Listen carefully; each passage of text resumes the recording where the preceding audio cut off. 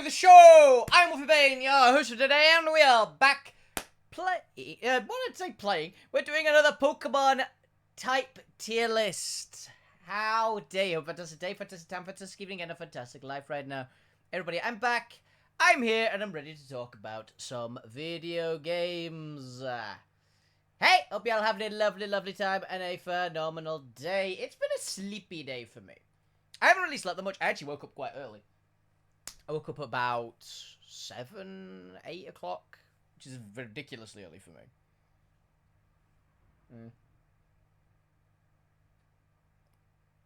Well, at least it's ridiculously early for a day that I am not, like, helping my uncle out. Right?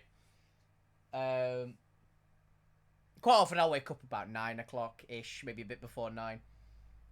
Or I'll sleep in quite a bit and, you know, actually get a lie-in. Since I do this as my job, and I do it in the evening. I stream in the evening. So I can quite often get a lot of the bits and pieces done earlier in the day. Like around like midday, or I can have a lie-in, and I can sort it before and after stream, basically. So, it's not too bad. But it's just been a bit of one of those, like, slow and sleepy days. Which you do need occasionally, I will say that. It's not been a bad idea to relax. Particularly since yesterday I actually had quite a hectic day. Not a bad hectic day, it wasn't really crazy busy. It was just me and the group I usually play Lancer with were essentially playing through a one-shot of the Cosmere RPG. So if anyone doesn't know that, it was the beta, like, early version for the RPG that has the Stormlight Archive, and we're particularly playing the Stormlight Archive one, which I'm reading the Stormlight Archive. They are my book series I'm reading when I'm doing LARP and things at the moment, because I like reading. Reading is very fun, particularly a big fan of fantasy novels, and the Stormlight Archive has been a very, very good series so far. I've been reading it for ages. I read quite quickly, but I don't get the chance to read that often. So... What the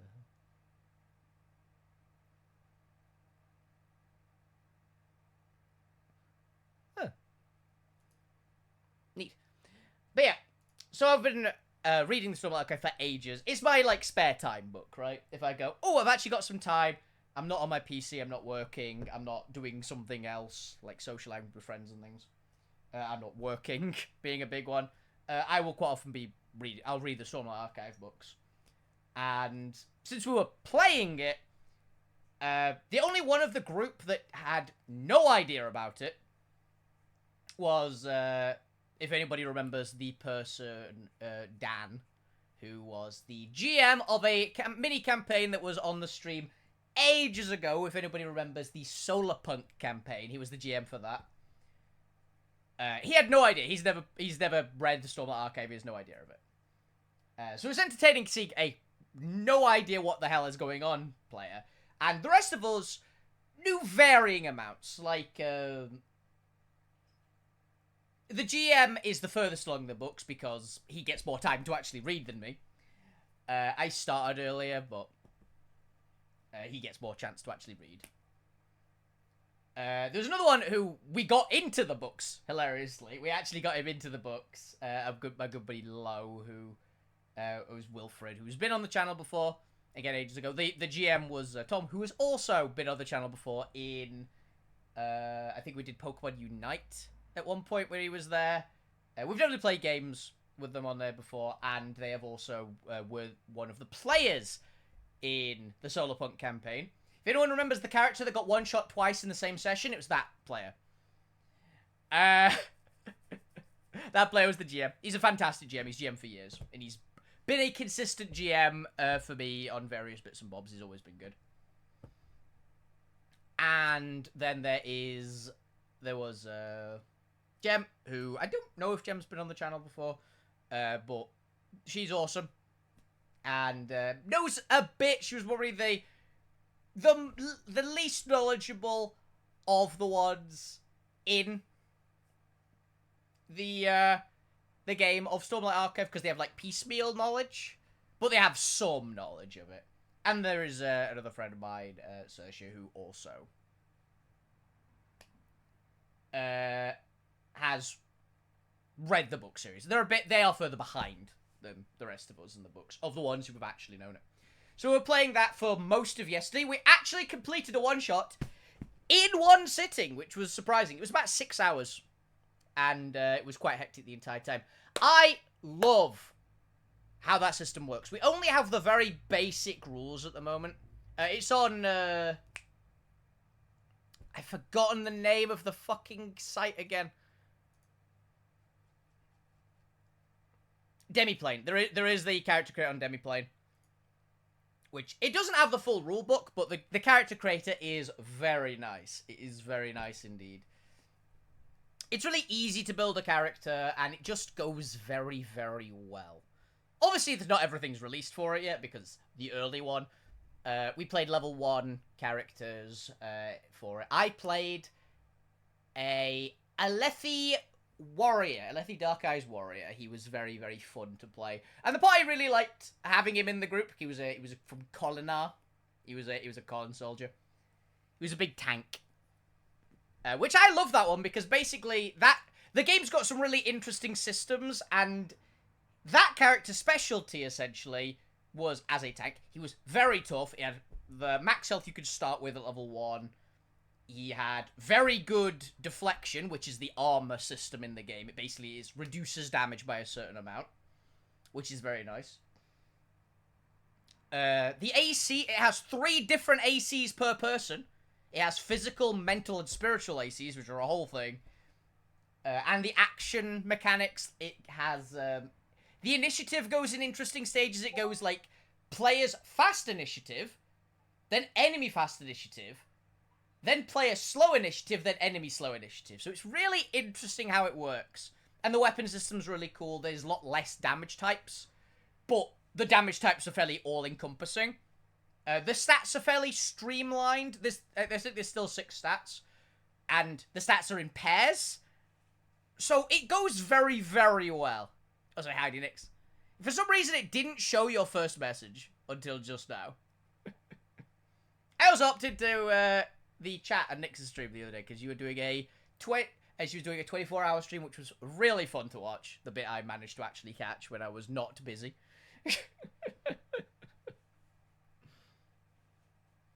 And it was a good laugh. It was a good time. I really enjoyed it. I was laughing along. I wish I could have stayed for more. It's fine. I was happy to do it. I enjoyed it. I bet 24-hour streams are a pain. I think the longest I've done, I think I did a 10-hour stream once, and it just broke me. I've done like 8 to 10-hour RPG streams before, and that's usually like, oh, I'm out of it. So 24 hours would be brutal.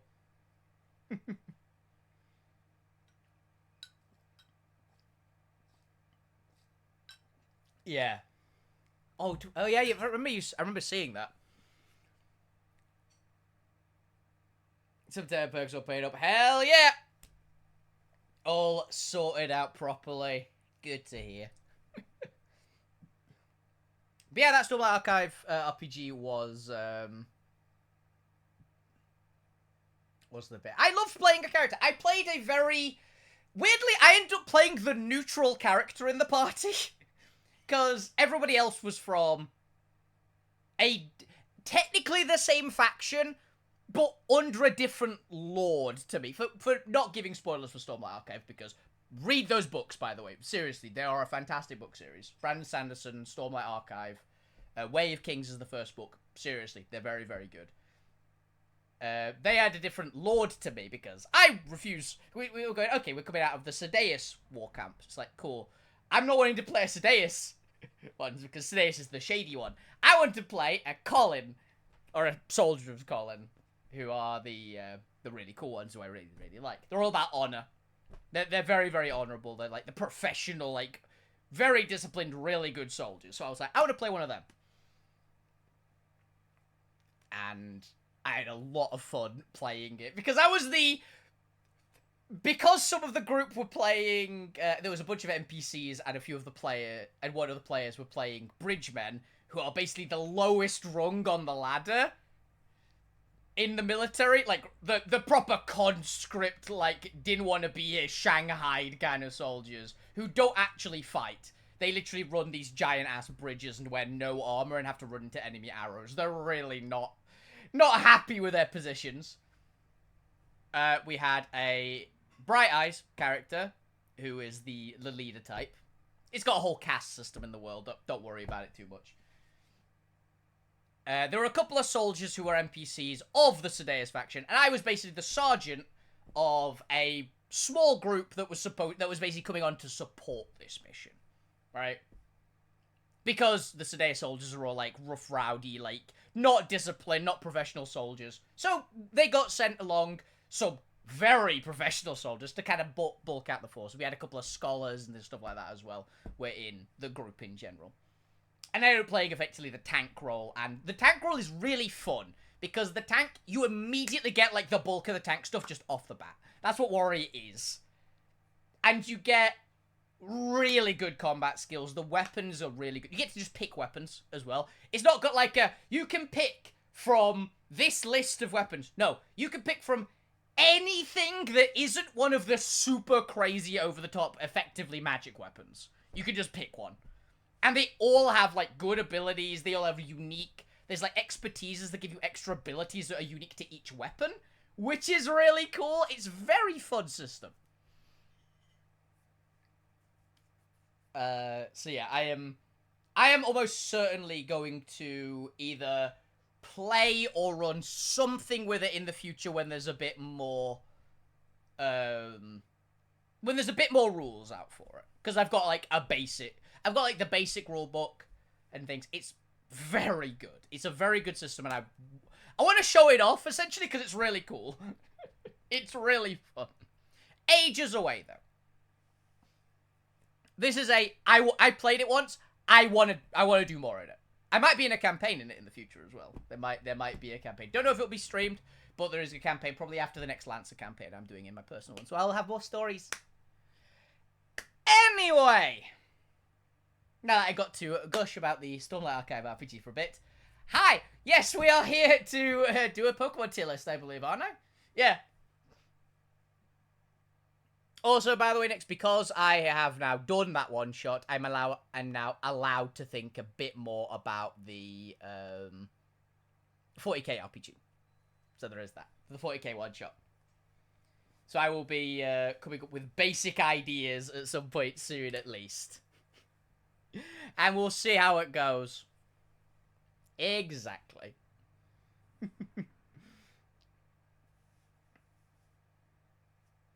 Hell yeah.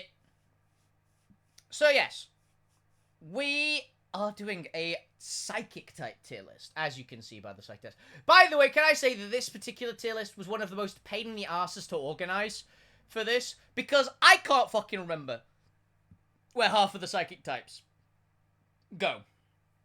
Because I tried to if they're not in Pokédex order, which a lot of people do these tier lists in evolution line order, not Pokédex order.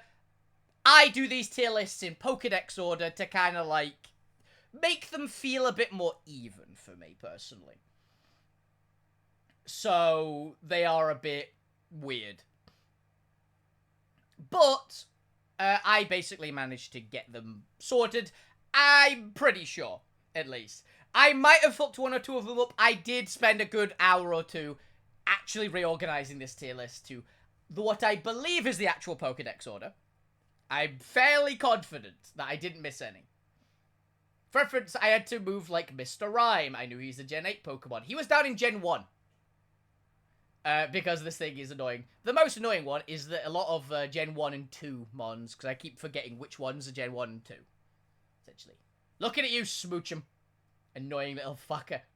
And Wynort. I thought Wynort was a 4th Gen Pokemon. I think Wynort is apparently a 3rd Gen Pokemon. Which I completely forgot, because I've never used a Wobbuffet in my entire life. So, yeah. It was a whole thing. Oh, dear.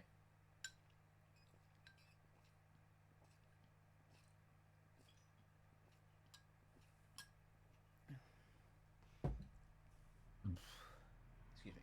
But yes. So we are doing the psychic type tier list. I decided this time for the naming tiers to call them anime spellcasters. I was particularly thinking, I was going, what do I want for... What do I want for the tier names on this one? And I eventually went with anime spellcasters. I couldn't be asked to look through. I was looking through a massive list, trying to find an anime spellcaster I really, really liked for S. I couldn't be asked looking for one. I gave up and just went, you know what?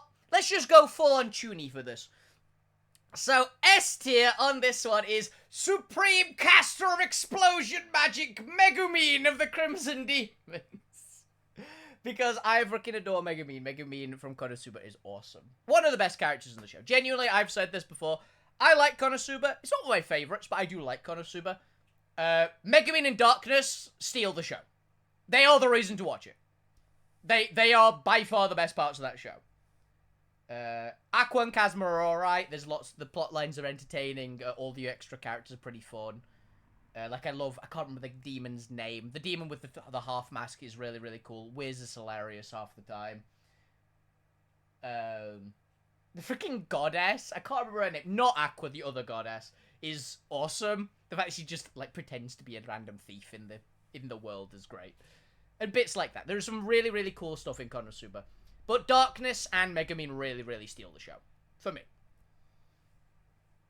I couldn't pick anybody else, right? By the way, for reference, these aren't in, like, an order of which ones I like best. With the exception of F. I picked a character I recognize from an anime. He's just some guy.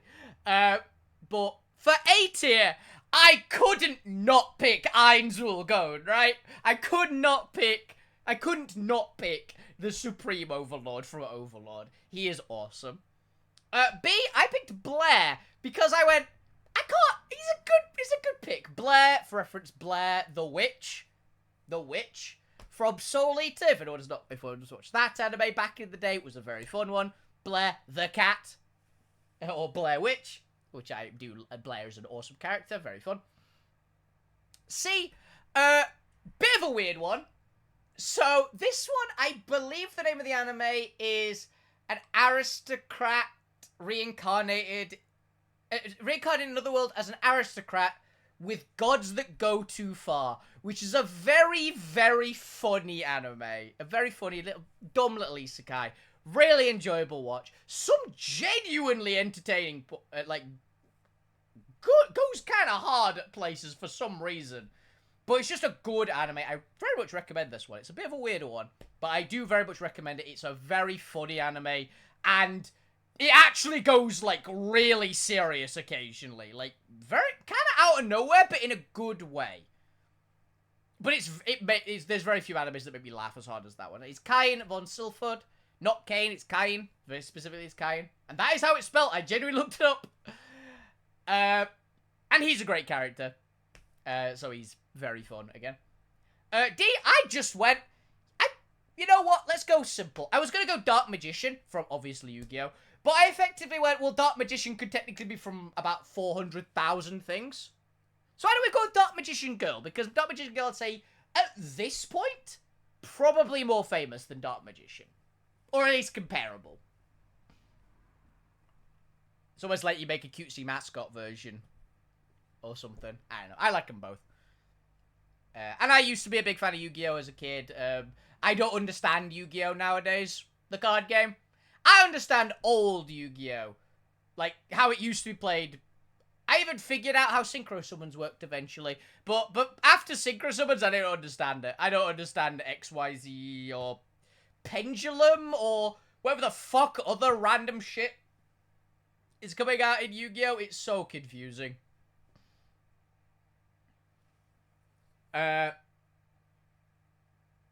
E is Elena from, I believe the anime is called Magical Witch, or Journey of a Witch Elena, or something like that. The white-haired girl, giant hat. Little bit cocky. Bit of a brat. Great character, though. I really...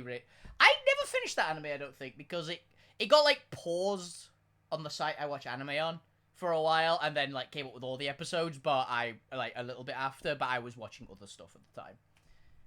And I was busy when it came out, so just never ended up finishing it, which is unfortunate. I need to catch up on it, because it was a good, chill, just pretty entertaining anime.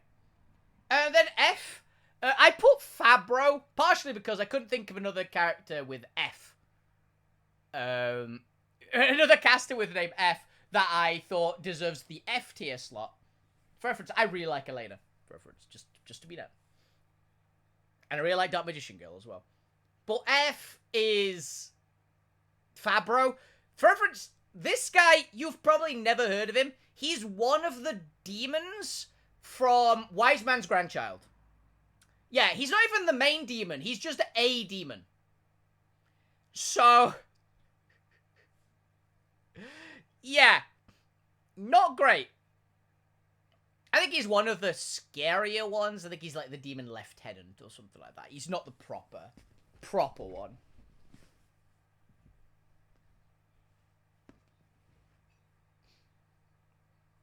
But that is a option for him, right?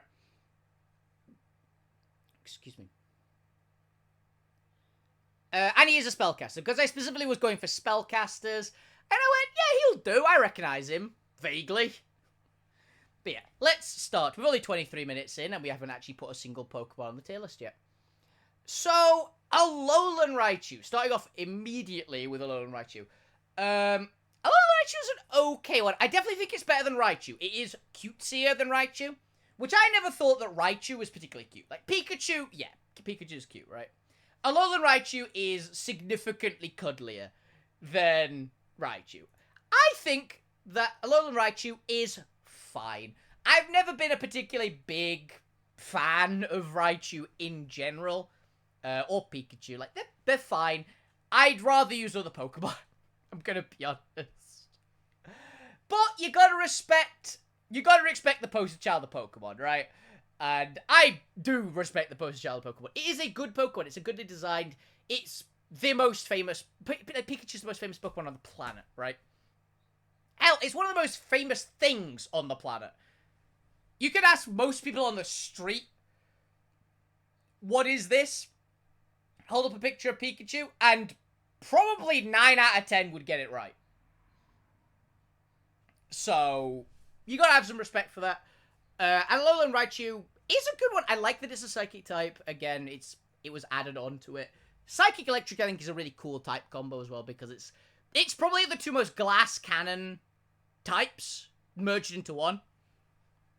And I think it's cool. I like it when they just go, you know what, this Pokemon is not going to be subtle in any way. We are going to make this thing, type-wise, stat-wise, into an absolute glass cannon. It is going to get obliterated immediately by anything, but it's going to outspeed most things and obliterate most things back.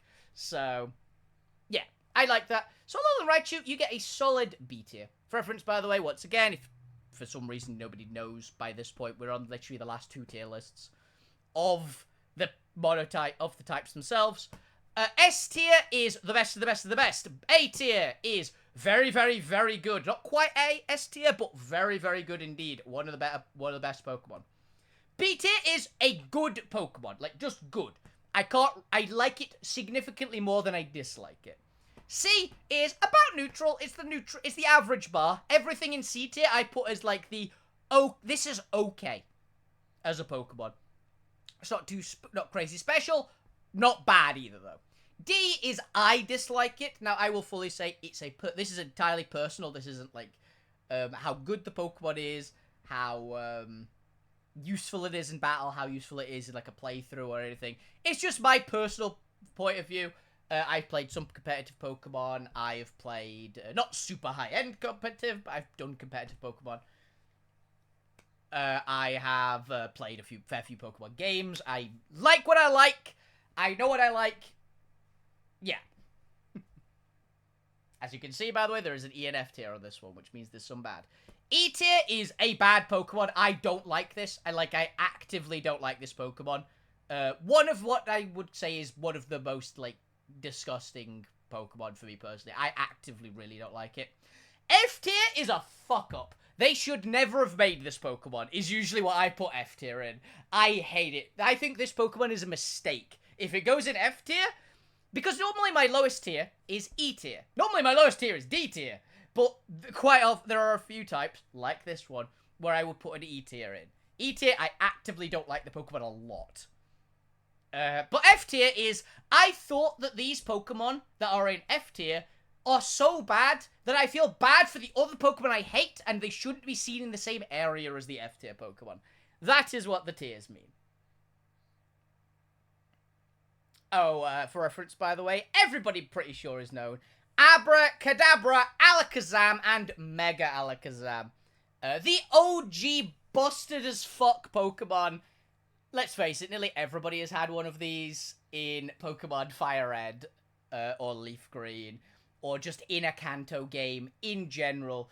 You've probably gone through Kanto with an Alakazam. It is probably the strongest, at least in Gen 1, probably the strongest non-legendary Pokemon there is. Technically, the competitive Pokemon goes a bit differently, but in Gen 1, Psychic type was obviously broken, particularly in Kanto.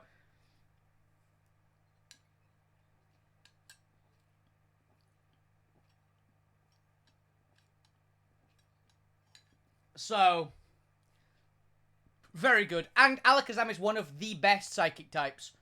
It's probably the best Gen 1 Psychic type that's not Mewtwo, right? I believe Executor tend to be, like, competitively better, but that was that was the whole thing. Alakazam is crazy. I like Abra, Kadabra, and Alakazam. As a kid, I had a Kadabra because I didn't really have that many friends nearby who I could trade to become an Alakazam. I have since used Alakazam for reference. But I like Kadabra a lot as well, I will say. My first ever playthrough had a Kadabra on it. And Kadabra's great. Alakazam is obviously better, but is how it is, right? My OG Pokemon team. My OG team. But I really, really like Alakazam and its whole evolution line. Abra's a pain in the ass to catch, and it always has been. But it's also a very reliable one. It's one of the ones that quite often when I'm playing Pokemon, this will be one of the two Pokemon that I'm really hunting in that little piece of grass just at the end of Nugget Bridge in Cerulean City. This is one of the Pokemon I'm after, because I'm always in this particular area, in most games, I am after an Oddish and a Alakazam. Or an Abra in that area. That's quite often where I'd get a significant portion of my, like, final team, honestly, in Kanto. In the Kanto games. Alakazam, I have a massive soft spot for it. It's great. I will say, Alakazam to me did get replaced in its use case by something which is... There's a particular reason why it's in A tier. It's very, very good. Let's not be around the bush. Alakazam is a very, very good Pokemon. Actually, I want to see what special attack is. What is Alakazam's special attack? I want to say it's 130.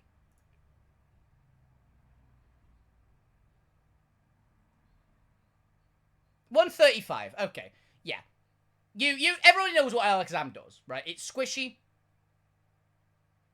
It's squishy, but it's very fast and hits very hard. And obviously, Mega Alakazam is a crazy mod. It's basically a Deoxys attack with better durability. For all intents and purposes.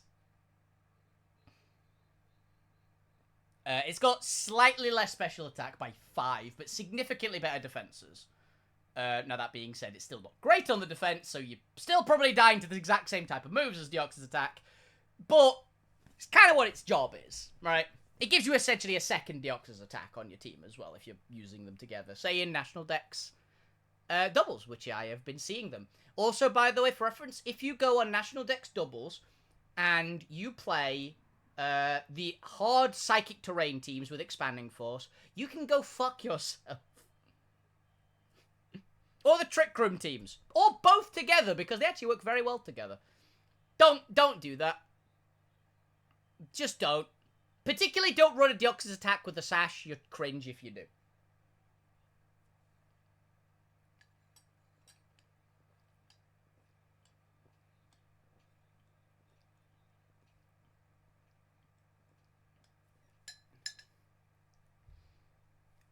Excuse me. Okay.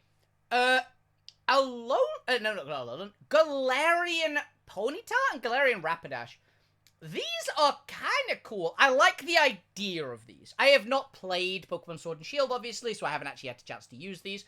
Because I believe these are only in Pokemon Sword and Shield. I don't think they... Because in Gen 9, they are not available, because I don't think Ponyta and Rapidash are in the game.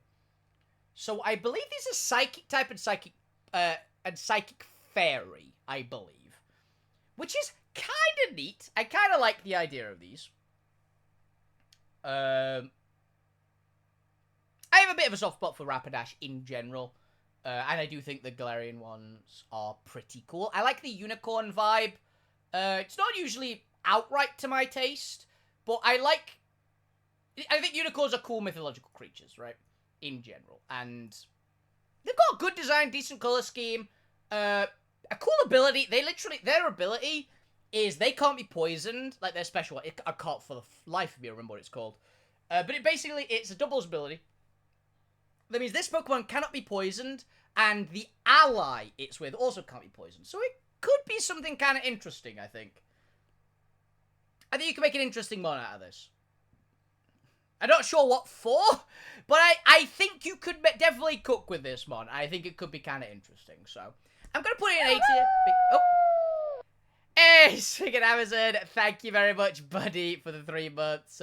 You just missed me ranking Alakazam, which is A tier, for reference. Alakazam very much deserves its A tier, because I know you're a huge fan of that mod, so they'll be happy.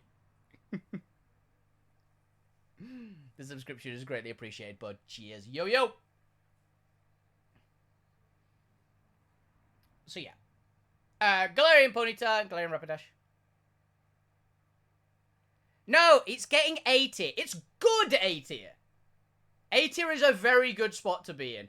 But I explained earlier, Alakazam, it's great. Unfortunately, it's literally shunted by a different Pokemon for the exact role it uses, which loses it a lot of points. But it's deserving of A tier. Very much deserving of A tier. I know you love it, but that's how it is for me.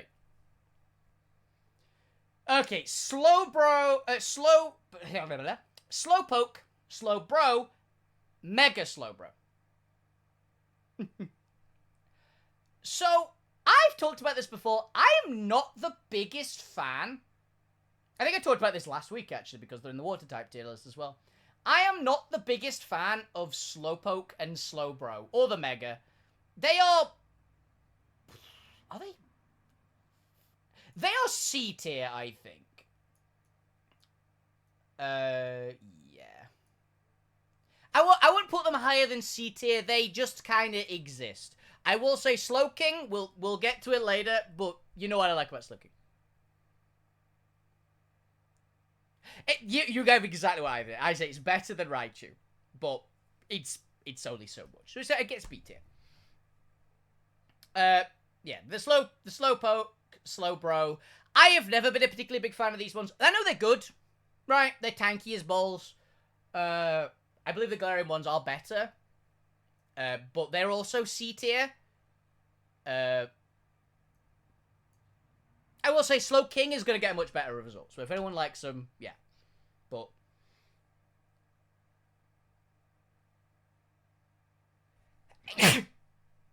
oh, that one hurt. That sneeze hurt. I felt that one. Oh. Ow. Give me a moment. I've got a tissue here.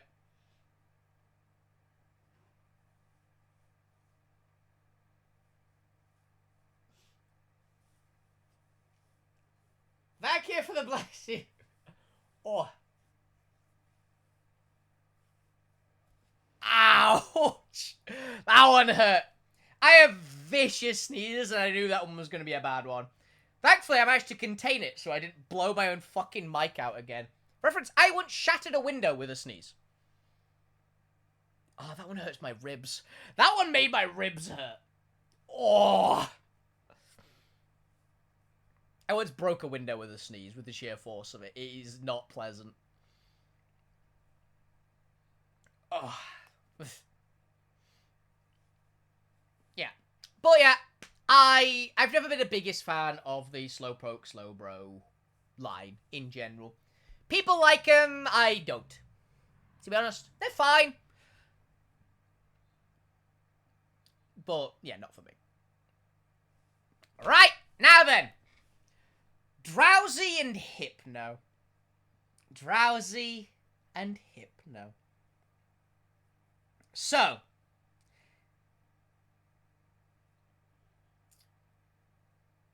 I fucking despise these Pokemon.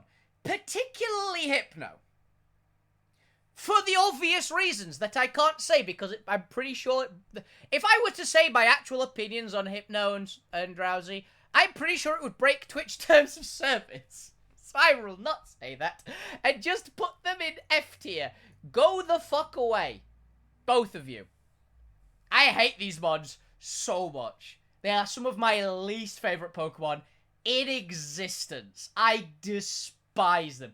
Particularly Hypno. I hate these things so much. They are a terrible design. Their job in how they work in Pokemon is awful. No, I hate Hypno more. I hate Hypno more than Drowsy. I don't mind Drowsy as much. I hate Hypno so much. Hypno is one of my least favourite Pokemon outright. Just outright. There is a reason why Psychic, by the way, has an F tier. It's because Psychic probably has the most F tier Pokemon for me of any single type. There's going to be a fair few in E as well. But Psychic has by far the most Fs, I'm pretty sure. Yeah, I despise these Pokemon with a passion. I hate using them. I have only used them in when given them at random, by the way. I refuse to ever use these Pokemon as actual Pokemon. I just won't. You'll never see me use one outside of the literal randomizer mode in Pokemon Showdown, or if I do some other thing that forces randomizers. For reference, I wouldn't use these Pokemon if I rolled in Kanto Psychic type on a Monotype tier list run, on a Monotype run in Pokemon MMO. I still wouldn't use it. I'd be down to use a 5 Pokemon team more than to use this thing. So yeah, I'm not a fan. I forgot Execute was a Psychic type. I'm gonna be honest. I know Executor was, obviously. Executor, very famous Psychic type. I forgot Execute was. So Execute... I'm gonna put Execute in D tier, alright? I am not a particularly big fan of it. I don't really like it. It's just a bunch of eggs, right? I've never really liked this mon. I don't think it's the worst design ever, but it's one of the weaker designs for Kanto, I've always said. It's one of the most forgettable mons. I've also said that before. Executor's memorable. The pre-evolution isn't, and that is what I'll say. Executor for itself, actually, has actually gone up in my estimations in more recent years. I will say. I would be tempted to use one. You're getting B-tier Executor, genuinely. Be quite happy about that. You used to be one of my least favourite Kanto mons. I actually have quite a lot of respect for this mon now. Not a ton. But it's gone to B-tier. Which is amazing for what point it was in previously. I don't like that mon. Ah, yes. Yeah, previously, I really would have said I actively dislike Executor. No. Nowadays, it's alright. A fair bit above the average bar. Now, I will say, it's probably a low B tier, but it is still a B tier, so be happy, Executor. You can cook with an Executor. I have a fair bit of respect for that mom. It's pretty neat. Starmie, I talked about this terrifying monster in in the water type tier list that if you played Charmander in Kanto, you have respect for this motherfucker. Particularly if you played early Pokemon Kanto, where Misty Starmie was one of the hardest to beat Pokemon in the game. For where it is, because the level cap was at a certain level, you had to go up against Misty's quite scary team, and her Starmie could sweep you easily. It had, I believe it had Water Pulse, Psychic, Ice Beam, and Thunderbolt as its ability, as its attacks. It was perfect IVs, max special attack, timid natures, which basically outsped everything. It could Thunderbolt if you if you had any water types by this point. So basically, you could only outlevel it by about 4 levels, I'm pretty sure. And this thing would one-shot nearly anything that you could have gotten by this point. Because if you've got a ground type to eat the Thunderbolt, it Ice Beamed you, or because of where you are, it probably Water Pulsed you. If you were up against, if it was up against like a flying type, like a Zubat or a Golbat, I think you could potentially get by that point. It would Ice Beam or Thunderbolt you. Like, you could get a Crobat, but this thing would actually outspeed most Crobats you could get. And in either case, it was Psychic type, so it would Psychic you. Stab Psychic's gonna kill a Crobat. And it was a very, very nasty mod. It was so nasty, they actually nerfed Misty significantly in Pokemon mode. Like, she's still fairly formidable, but she was nowhere near as terrifying as she was early on in Pokemon mode.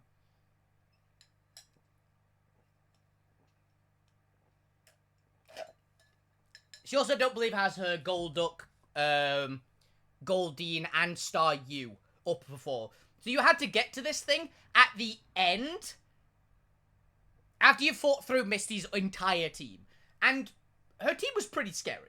It wasn't anything bad, the Starmie was the problem. You could get through the rest of the team fairly easily. But if your ace Pokemon is, Charmander, you've got a Charmeleon by this point. You don't have a Charizard yet.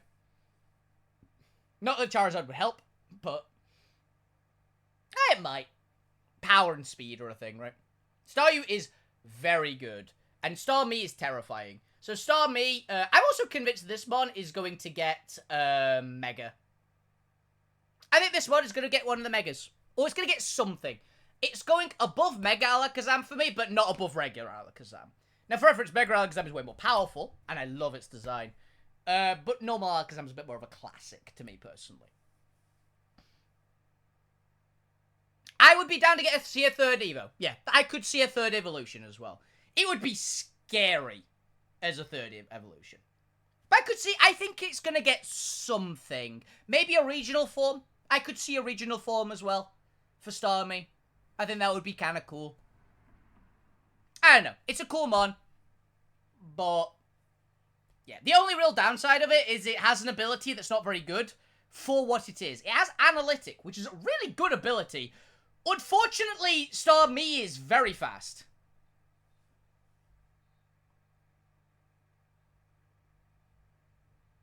No, Vikavolt, possibly. Yeah, that's actually the problem with it, is it has Analytic, which is, if you go after the opponent's Pokemon, you deal more damage. Unfortunately, Starmie is very fast, so I think it's like 110 speed, something like that.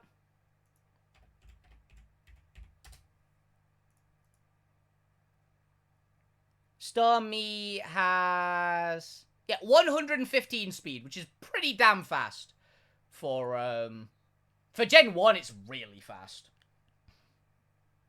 So, yeah. Now for another F tier, guys. Mr. Mime, fuck off. I hate Mr. Mime, particularly regular Mr. Mime. I do not like this mon at all. People know I despise it. I've said before, the only reason that Mr. Mime exists in Pokemon Unite is for me to destroy it, as far as I'm concerned. We'll get to Jinx. Jinx is soon.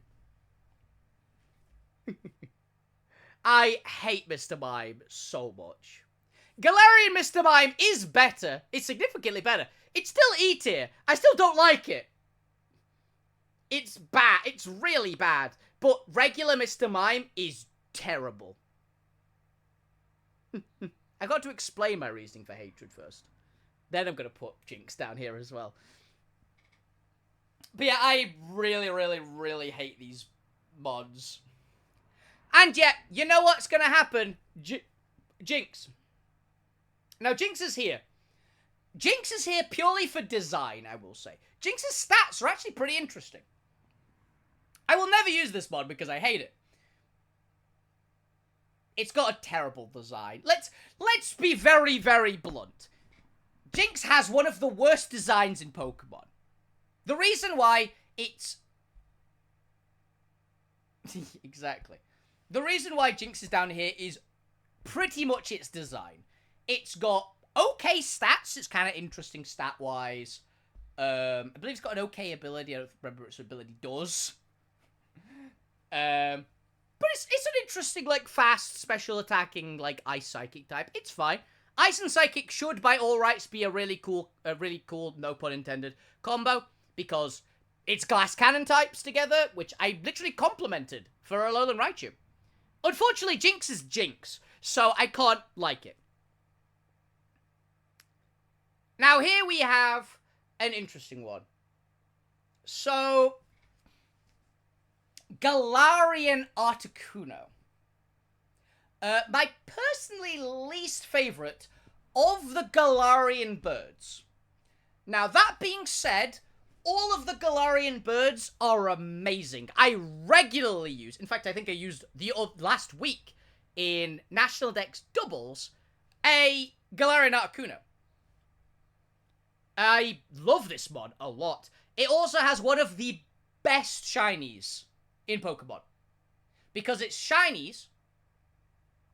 Oh, it's way better than regular Articuno. The Galarian birds, all three of them, are better than the Kanto birds. Both in design, in abilities, in how they work. There are really, really fun mons to use, and they're really, really fun mons to just play with, honestly. They're great. And Galarian Articuno has the best shiny of the lot. It turns, for instance, the Galarian birds all change to the Kanto birds colour scheme for their shinies. And Articuno's light blue and white colour scheme goes so hard on Galarian Articuno. So, Galarian Articuno, you are at the first S tier in Psychic types. Fantastic mon. Really, really like it. Now, I'll go with this as well. Because we're on a roll, let's get the elephant out of the room. Mewtwo, Mega Mewtwo X, Mega Mewtwo Y. I've said, I personally am not the biggest Mewtwo guy. I never have been. But, and this is the big but, you can't help but say it's an amazing mon, right? It's Mewtwo. It's freaking Mewtwo. I actually like the fighting type Mewtwo a little bit. I actually will say I like the Megas for Mewtwo more than the regular Mewtwo. Have for ages. I think the Mega Mewtwo's, particularly Mega Mewtwo Y. Mega Mewtwo Y is a amazing design. It's what you expect. I do say, and I've said this before, I kind of wish that Mega Mewtwo X was the actual Mega Mewtwo. I kind of wish they went more hard on... Yeah, we'll get to this. I wish they kind of went a bit harder on the special attack for it. I wish they went fighting psychic type, heavy special attacker, right? But it was a special attacker, and they could have given it ability, which was it turns fighting physical moves into special moves. I thought that would be a really, really cool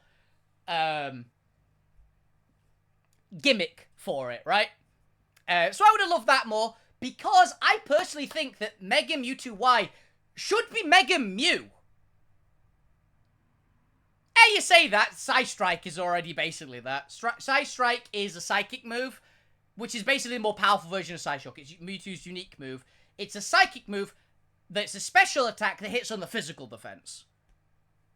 So for Mega Mewtwo X, you could give it close combat, but because it's a Mewtwo, it's a Mega Mewtwo doing it, it hits on the special side. I think that would have been a really cool gimmick to give it. Because you know what it does. Wouldn't really be broken. It's powerful, sure, but it's not that good. It's not that broken. It's a unique to this mod, which is already a banned in Uber's mon a lot of the time. Exactly, right? For reference, Focus Punch is a terrible move unless using Substitute Soap anyway, so you're putting a lot of work in to make a mon do something completely unique. And I think that would have been a cool one. It didn't get enough focus, which is fine. But, I don't know, I don't like the bit of a wackier ability for it. And I think it would have fitted Mewtwo, right? It's a Mega Mewtwo. It's a Mega of one of the most powerful legendaries ever. And Mega Mewtwo, for reference, if you don't count, Giga Fuck Off Monster Eternatus. Like, if you don't count Eternamax Eternatus, Mega Mewtwo and Mega Rayquaza are the highest statted Pokemon in existence, if you don't count Eternamax Eternatus. Which you shouldn't, for reference. Yeah. So, they're both very, very good mons, but... yeah, Mega Mewtwo is great. Mega Mewtwo Y, I do believe, yes, has the highest special attack of any Pokemon. With, I think, 190 something, right? 195?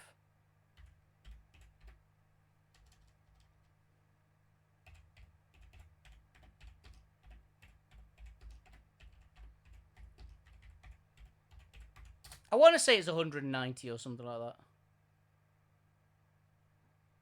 194, which is 14 higher than Deoxys' attack.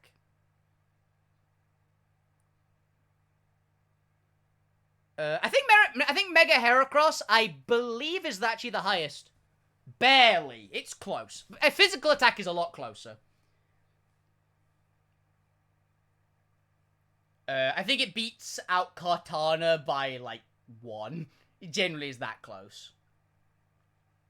But yeah. They are very fun. It's also because Mega Mewtwo Y is just a glass cannon. It is literally... They did the same thing that they did with Charizard, where they split it into the make it a physical attacker, or do what it does already, but better, and that's kind of how they did it.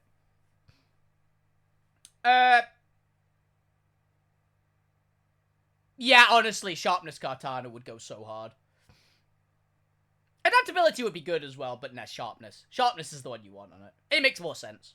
But give Beast Boost. Beast Boost Kartana's still good.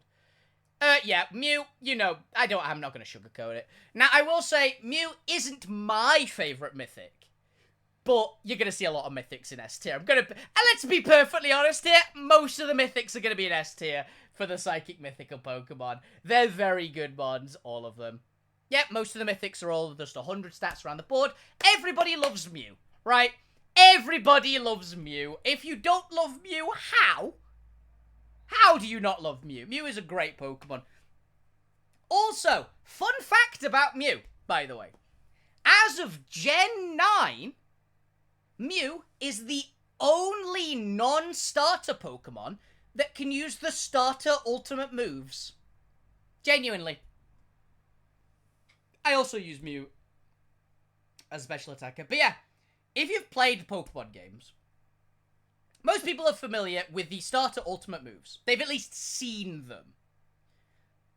Blast Burn, Frenzy Plant, and Hydro Cannon. Basically, they're all Hyper Beam, but elemental, right? Normally, only starter Pokemon can learn them, right? That's like a big thing they've always been. However, in Gen 9, they made Blast Burn, Frenzy Plant, and Hydro Cannon into TM moves. Now, for reference, they can only be learned by the starters. Except for Mew, because Mew has a special thing where Mew can learn every single TM in existence. If it exists as a TM, Mew can learn it. That's always been Mew's gimmick. So Mew, you can build it any way. That's literally how Mew works, right? You want to run Mew as a fast physical attacker with freaking Earthquake? Go for it. Nope, Arceus can't learn them. Arceus can't learn those moves. Only Mew. If you actually look up Blast Burn on Bulbapedia,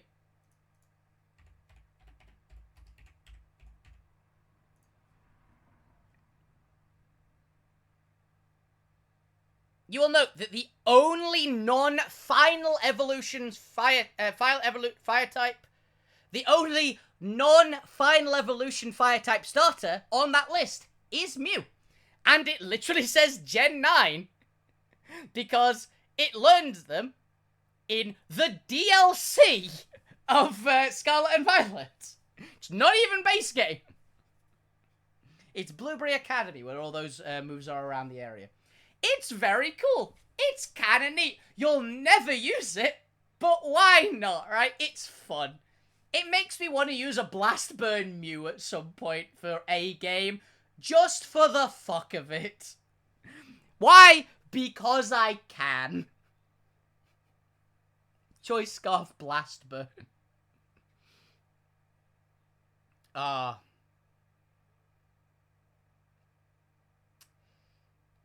Xatu and Exetu, I mean, I don't really like either of you. You're... Nah, I think I'm putting you here. I don't like these mods. I never have liked these mods, really. I don't understand the point, honestly. They're also very not memorable. I once, when I was a kid, actually got a Pokemon card, which was Exetu, and I genuinely thought someone had faked it. I genuinely didn't think this was a Pokemon. I thought that someone had, like, made it up and printed it off. And then just, like, gave me it as a card. I didn't believe it was real as a kid. Then I saw it in the actual game, and I was like, what the fuck is this? I don't like it. It is one of the most forgettable Pokemon ever. Genuinely. And that is a thing. The only noteworthy thing about it is it's a Pokemon that begins with X. That's about it. That's its most noteworthy feature. Okay. Let's... I literally talked about this in every video where one is. You can't hate Espeon, right? You can't hate an evolution. Every single evolution, I'm pretty sure, has been in S tier. And even with the last two, even including the next evolution, which is Jolteon, which will be next week in Electric type, which is my least favorite evolution, is still probably going to go in S tier. But Espeon specifically is actually one of my favorite evolutions. I have used Espeon a lot. It does exactly what you want a Psychic type to do. I have said this before. Espeon is... It just does exactly what it says on the tin. It's very fast. It hits very hard on the special side. It's got Magic Bounce, which I love Magic Bounce. Gets decent coverage for a Psychic type, because it's an evolution special attacker, which means you can get Dazzling Gleam and Shadow Ball on it. It gets good moves leveling up. You don't really need that much with Espeon. It's just a really, really good mon, and probably if you're playing through Gen 2, this is probably the evolution you want, would be my get. Like, Umbreon's great. Everyone knows Umbreon's great. But what Pokemon do I think you'll have the most success with for the evolutions in Gen 2? Probably Espeon, honestly. Partially because, let's face it, what other Gen 2's Psychic types are you going to use? Assuming you're not allowing, like, Legendaries and Mythicals and things. What are you going to use? Slowking? Slowking's fine. But doesn't really do the job. It's kind of a pain in the ass to get Alakazam. I don't think you can actually get Alakazam until post-game. And Espeon's almost as good as Alakazam at doing Alakazam's job. So, yeah. Love you, Alakazam, but Espeon's cooler. And Espeon isn't my replacement Pokemon for Alakazam. I will state that as well. As much as I love it. Unknown. I am completely indifferent on Unknown. I have no strong feelings one way or the other about Unknown. It is a Pokemon. To me, the Unknown's entire purpose is for Collectathon wants to get 100% of the Pokédex and all the versions of Pokemon. That's what it's there for. It had a cool moment in a movie, because I think it was in the Entei movie, right? And it's neat, I guess, but I've never really gelled with this Mon, to be honest. I think it's kind of fine. It's just floating letters. It's memorable. It is memorable, but it's memorable for its being odd, and there's nothing it really does that well. So, I can't really give it a... I don't really give it a bad mark, I don't really give it a good mark, because it's just kind of there. That's what I'll say about it. It is just kind of there as a Pokemon. Now, I've said this earlier, Slowking and Galarian Slowking, which I do prefer Galarian to regular, they are both solid B tier. I did say that I prefer them significantly to Slowbro. I always have, honestly. I thought Slowking was a cool idea for them on, and it's always been cool when it shows up in movies and stuff. But I just think they're fun, and I always prefer them to using Slowbro and things. Particularly over Galarian Slowbro, as much as I like Galarian Slowbro over regular Slowbro. Slowking is much...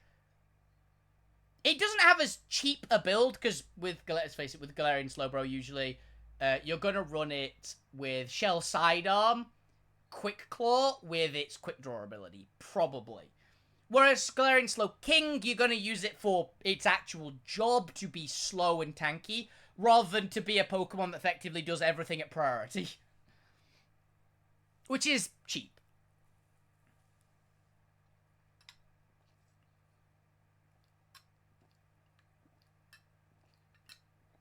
Like, I'm all for RNG strats, but I've never really liked Galarian Slowbro's version of an RNG strat, because you are literally banking on RNG. Whereas I like RNG being an option in your strategy to make it work. But you shouldn't rely on it in this kind of game, at least. Wobbuffet, I don't really like Wobbuffet. It's fine, I guess, but it's not an E tier or anything. It's just fine. Wobbuffet. I've kind of wanted to use this thing, I guess, but I don't think I'd ever enjoy using it. It's very fun in the anime. That is very true. Wobbuffet. And it's got an okay design. I don't mind it. It's got a good color. And Arena Trap is obviously a very good ability. I love its vibe. It's a punching bag. I love also that the little black tail is its actual body. The giant blue part is its actual tail, which I find quite fun as a concept. But it's just very much not for me, the Pokemon. If you like it, fair enough, but I'm never gonna use it. Girafarig gets a solid A tier. Girafarig's great. Buddy of mine's favorite Pokemon. Very respectable, honestly. Neat Pokemon, honestly. Girafarig is cool. I will objectively say it. I'm happy. I'm mostly happy, though, that it got an evolution. That, for me, is the biggest win for Girafarig, is it got an evolution, because that made it become, like, quite good, because you can give it Eviolite, and it's a tough Pokemon. Like, it's a fairly tough Pokemon outright. But you give it a evolution, so you can give it an Eviolite, or you can evolve it for a Giraffe, which is a very good Pokemon for a Giraffe, by the way. I really, really recommend this Mon. People should try it. Also, normal Psychic type. Very cool. Normal Psychic type, immune to Ghost, resists fighting. Well, it neutralizes fighting. It gets rid of normal fighting weakness, essentially. So I think it is a very, very good type. In general. It's only weak to Bug and Dark, I believe. Because it immunes Ghost, and it resists the fighting, which is its other weakness. I don't believe Psychic has any other weaknesses. So yeah. Very fun Mon. Pretty neat. Smoochum, you're getting an E tier. You're not quite as bad as Jinx. You've at least got a slight amount of cuteness. But I've never liked this Mon either.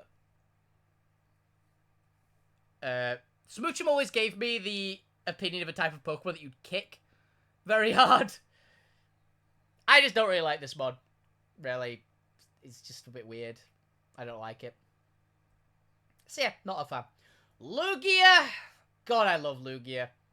I prefer Lugia to Mewtwo. I always actually have. It's great. It's not a particularly good Pokemon, but I can't not like Lugia. The sound of Lugia is always good. This Mon, by the way, should not be Psychic type. I have said it repeatedly. Lugia should be Water Flying, or if it's water, it could be Water Psychic. I'd have been fine with Water Psychic. Or Dragon Water, or something like that. It should have been a Water type. Remove one of the types of it and put water in there. And it would have been much, much more, like, makes sense. It should absolutely not be a Psychic type, though. It makes no sense of being a Psychic type.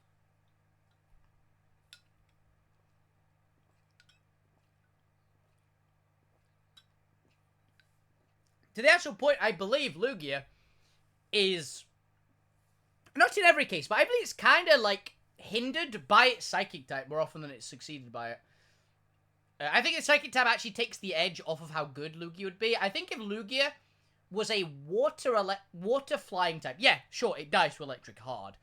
It would keep the same rock weakness, either way. I think Lugia would be significantly better if it was water electric with Marvel scale. And a big tank. I'm convinced they are going to do something with Lugia and Ho-Oh. They are the only Mons that are early gen, like box arts, that haven't had anything happen to them yet. Because obviously we've got the Megas and Primals for the Rayquaza and the Weather Trio, basically. Mewtwo has a Mega. We have the Origins for Dialga and Palkia. Gen 5, the Landorus ones and things got a difference. We got the white Kyurem and black Kyurem. They haven't done anything with Lugia and Ho-Oh yet, so they are going to do something with them. I'm convinced. Because they love the nostalgia stuff. They also did something with the legendary beasts from Gen 2 as well. And the Swords of Justice, obviously got the Legendary Beasts and the Swords of Justice got Paradoxes. They're gonna do something with these mods, I'm convinced. Now, my beloved little onion, my little onion fairy, go to the top.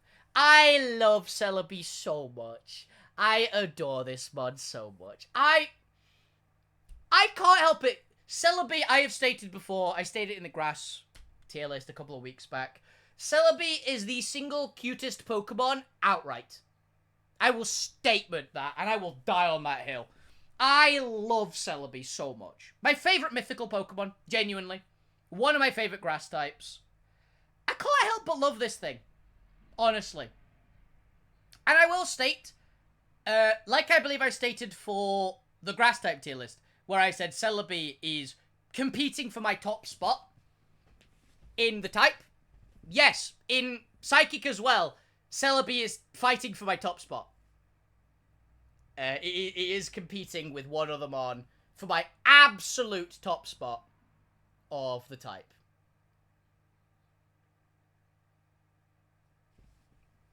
To be fair, I actually might go 3. It might go for 3 at the moment, because there is another Mon that keeps growing on me every time I use it, and I love the Mon so much. So, we'll find out. But yeah, speaking of, let's put you up here.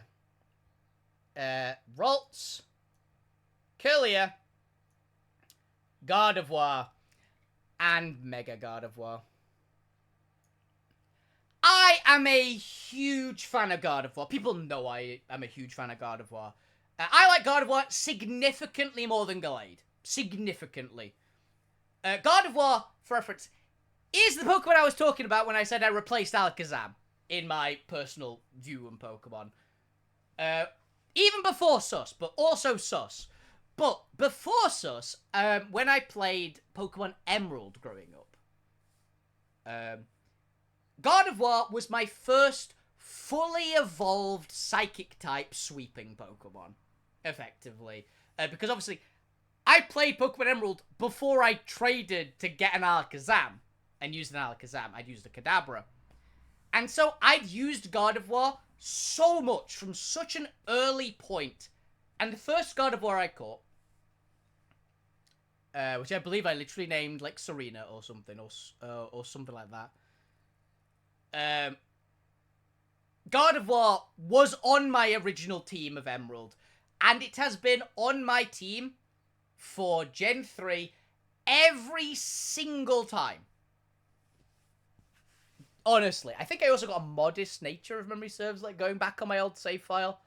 Because I think I checked it. I think I actually had a modest, very high special attack Gardevoir for my first ever playthrough of Pokemon Emerald. Which was my second ever Pokemon game, by the way, after Fire Red. And I just hold this Pokemon in such a fondness, really. And I loved it using... I used one, I believe, in Gen 6 as well. When she got the Fairy type. And I've used this Pokemon so much in competitive Pokemon as well. I'm never upset to use a Gardevoir. She's very powerful. I've used Mega Gardevoir as well, and I find Mega Gardevoir very good. People know that my most successful run of Pokerogue ever was Mega Lopunny and Mega Gardevoir together. I think I called it SEAL Team Sus or something like that. But I genuinely love this Pokemon, and Gardevoir, Celebi, and one more Pokemon are the 3 top spots for my Psychic-type favorite. These Pokemon are very, very fun and very, very high up there on the list. So you can move these into any order you like.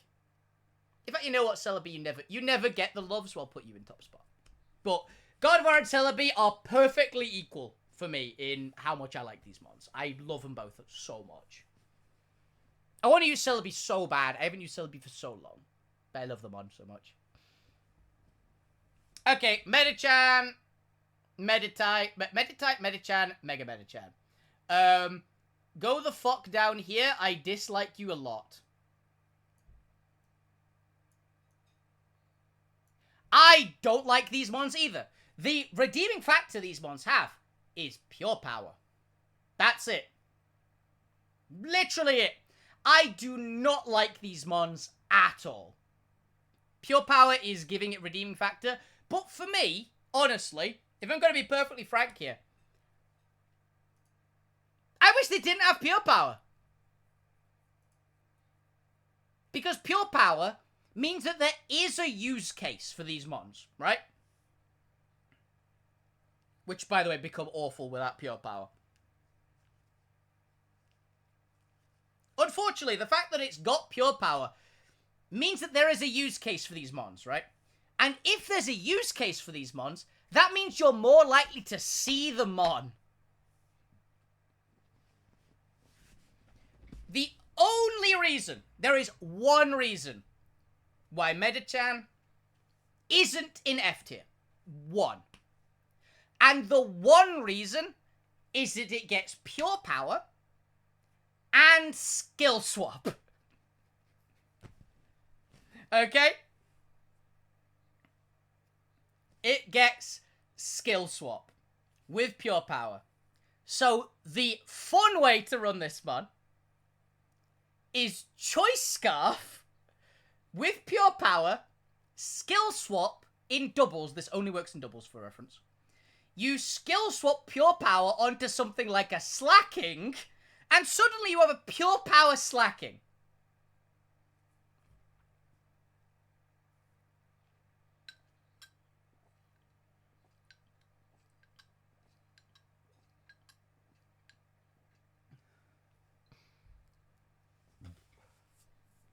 Which is absolutely disgusting for reference.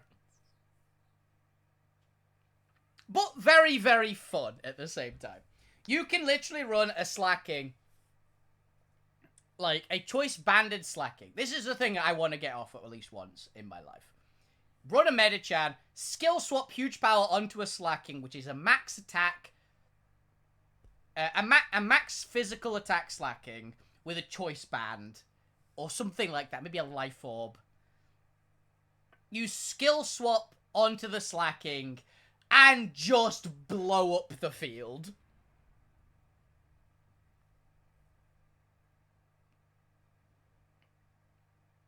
And if your Medicham somehow survives that, you can skill swap the Truant onto another mon, onto one of your opponent's mons, which is very funny. It's never surviving that, by the way. But I want it to happen at least once, because I think it would be cool. Or you can just bust out the big fucking earthquake from a huge power slacking, right? It's going to obliterate anything it connects to. Because of huge power, the base attack of a slacking is effectively 320 base stat. That's before Adamant Nature, which I might do for the memes, and whatever offense boosting item you've given it, right? Yeah, maybe Silk Scarf. But yeah, that's the only reason why Medicham isn't in F tier. Is that there is a way to make it okay. But you know what? Let's put you further down the tier.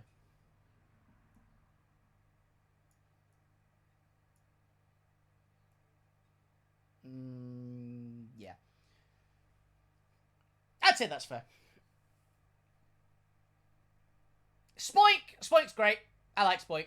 B tier, comfy B tier, not really much to say. Grumpig, however, D tier. Don't like Grumpig. Prefer Wobbuffet. Actually prefer both of those. Don't really like Grumpig, it's boring. Spoink speaks for itself, right? It's unique. Grumpig loses the uniqueness. It feels like a dumb middle stage mon. It needs an evolution. Grumpig needs an evolution. It doesn't need a mega, it needs an evolution, straight up. It's pretty just shite all round, right? There's pretty much nothing redeemable about Grumpig, other than the fact that I used it and it did okay in the random battles. But it's just a bad mon, it's got a bad design, and it loses the uniqueness that Spoink has, so it's just kind of shit. They need to make an evolution for it. This is one of the ones like Mightyana. It just needs a third stage Pokemon. Preferably on Grumpig. Make it like an all-fours big fuck-off pig. Like, make it some sort of boar. I think that could go kind of hard. Like, big psychic boar. Like, imagine a floating pig. That's what would be a cool idea, right? Like, it psychically makes itself float through the sky. And it literally would be pigs can fly kind of shit. I think that'd be cool. Lunatone. I love Lunatone.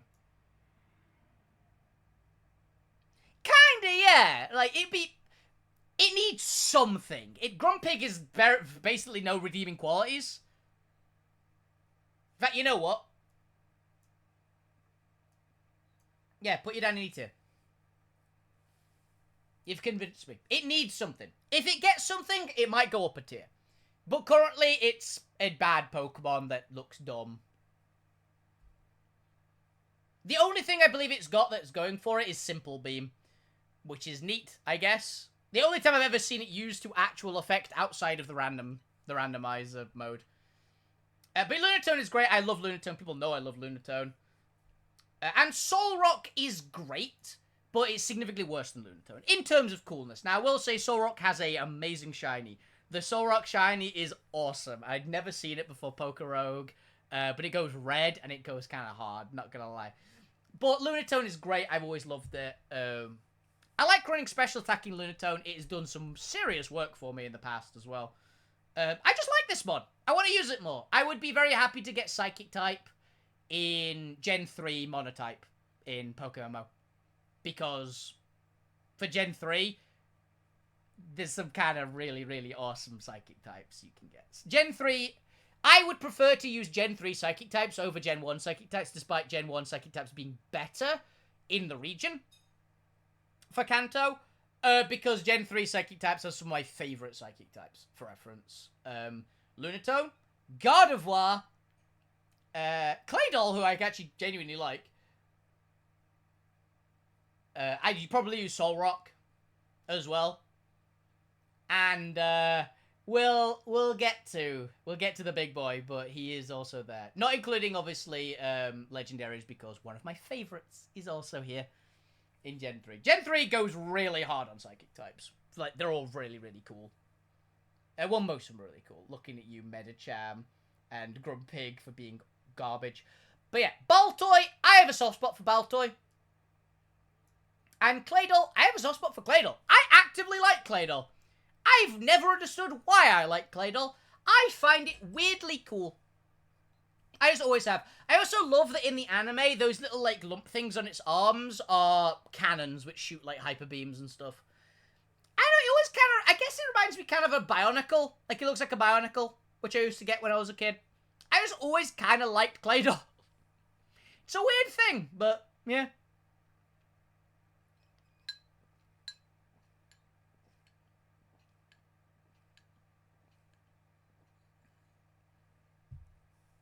Anyway, Chimeko is very cute. Vast Chimeko's redeeming factor that gets it a B tier is it's cute.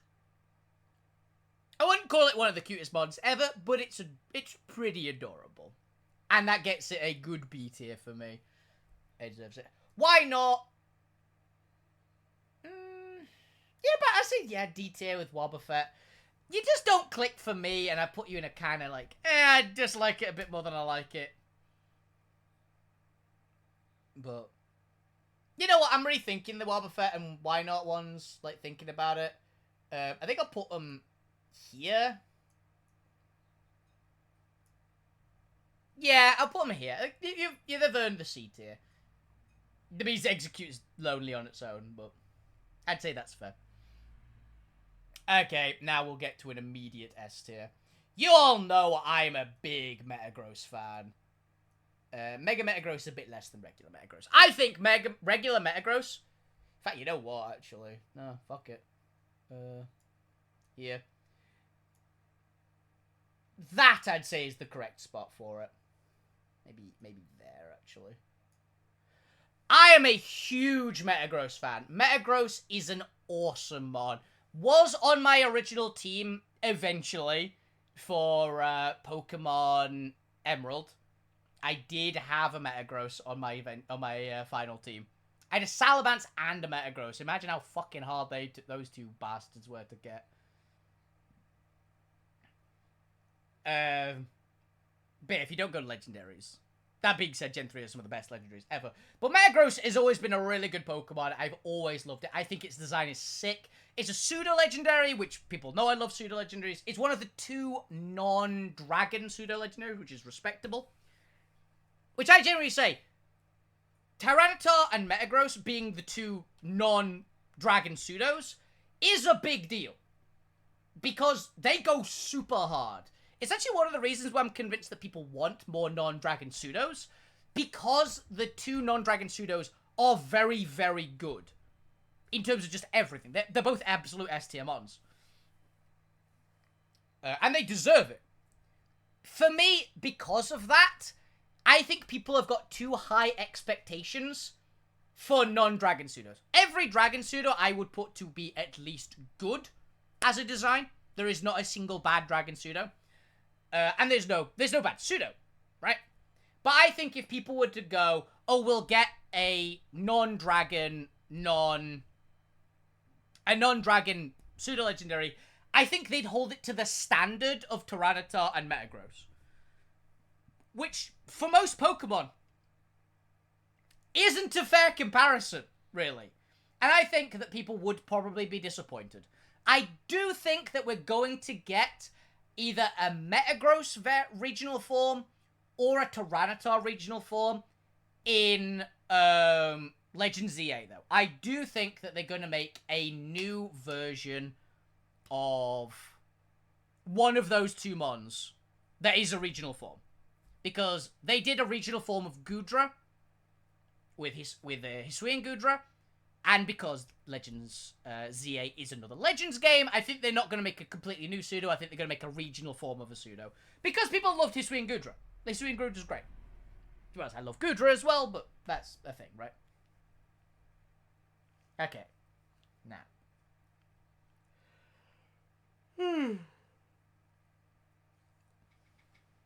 Okay. Now then. Remember when I was saying that there's a third mon that's competing for the top spot for me? For psychic types? This is the third one. I love Latias. People know I love Latias. One of my favorite legendary Pokemon. As I discovered. But yeah, I love Latias. Latias is so cute. I loved her in the show as well, in the anime. She's got just a nice personality. She's got a nice, happy, charming, chirpy personality, which I really like. I like the design. I always have liked the design for the Lati twins. People give them a lot of shit, but I genuinely like them. I will put Mega Latias a little behind Mega God of War, though. I think Mega God of War kind of pops a bit better than Mega Lati. But regular Latias, amazing design. And I've always had a soft spot. Latios is still an S tier mon, don't get me wrong. About here, I'd say. Latios is also really, really cool. I prefer Latias, though. I've always preferred Latias.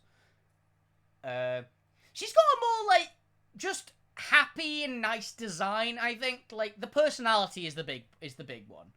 I also like using Latias a lot more than Latios. Like, Latios in certain situations is better because the higher attacking one.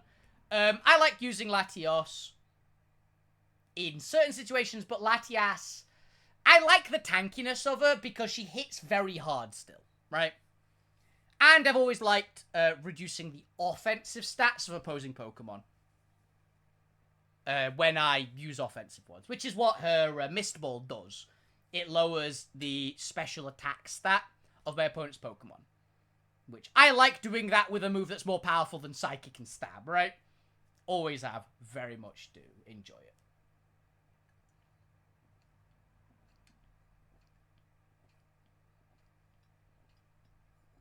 Oh, and another S tier mon immediately. People know I love this thing for admittedly horrific reasons that I've used Jirachi for in Pokemon Competitive. People know that I have used Choice Scarf Ironhead Jirachi to devastating effect in Pokemon Showdown. I love this mon. It's terrifying. Serene Grace Ironhead, by the way. It also known as 60% chance of you don't get a turn. Great mon. Love the design as well. Jirachi is great. It's kind of like... It works in a similar way to Metagross, right? It does a very, very specific job. Very well. But it's also a very versatile, you can run this in about 14,000 different ways, Pokemon.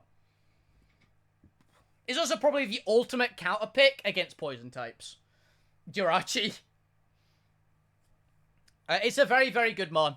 Genuinely. You can run this thing support. You can run this thing offensive. You can run it physical. You can run it special. I really like it. And I love its design. It's very, very cute. So, yeah. As for Deoxys, the next pick. Yeah, every Deoxys is getting... Actually, no. Deoxys, regular form is getting behind those two. Deoxys attack is getting ahead of Mewtwo, the Mewtwo's. But it's not getting ahead of Mega Metagross or the Latias and things like that. I don't think it's quite that. It's very, very good. Deoxys defense, I'm going to put here. And Deoxys speed, I'm going to put here. Now, I will say, I know people can use Deoxys defense and Deoxys speed to great effect. Right? I'm not denying that. Deoxys speed, though, has a problem. It's what 180 speed and okay defenses and okay special, like, attack stats, right? Unfortunately, it's only got okay at everything that's not speed, and in speed, it's not the fastest thing in the world. Now, 180 speed is absurd. I will say that. But it's not fast enough, and it doesn't do a lot. It's effectively a fast support Pokemon. You can outspeed this thing with, like, Regieleki, right? With its 200 speed. I believe it gets outsped or matched by Electrode. Which I'd rather have... I have said this. I'd rather have an Electrode. You get static. You get very powerful electric moves. You get a higher special attack stat, I believe. I don't really like Deoxys speed. It's good. It's beat it. It deserves beat it. I will never put it, like, into a I dislike it category or lower than I actually like it because it's got a good design. Deoxys defense has got more of a niche. It's the big stompy tanky one. I love its design, actually. I really like Deoxys defense's design. It kind of gives me Registeel vibes, you know? I don't know if anyone else has ever seen that, but I always thought the Deoxys defense looks kind of like Registeel. And I like the bulky form. Deoxys attack, I think, is by far the best design, and it's the best one in terms of use case for me. Deoxys attack does exactly what you think it does. It nukes shit. That's it. Regular Deoxys is also very, very good. But Deoxys attack literally just has Deoxys as stuff, but better. Because, now, I know Deoxys regular has better defensive stats, right? It does. However, it's still got bad defensive stats. So I'd rather lose the, like, 30 physical and special defense to gain 30 to both attacking stats. Genuinely. 180 is Deoxys attack's special and physical attack. Whereas regular Deoxys has 150. But I'm going to be honest, 50 defense and 20 defense doesn't matter. It's dying either way, right? You might as well have the more power. So that's why Deoxys attack is the highest. Regular Deoxys is second. Defense is in A tier, but it's a good step down. And Deoxys speed is B tier. So yeah. Qingling, this was one of the ones that I had a hard time placing in the actual thing because I couldn't remember the fuck this thing got added. But Qingling is alright. I don't like it anywhere near as much as Chimeko. I think Chimeko is way cuter. Qingling, I think, was a very unnecessary one.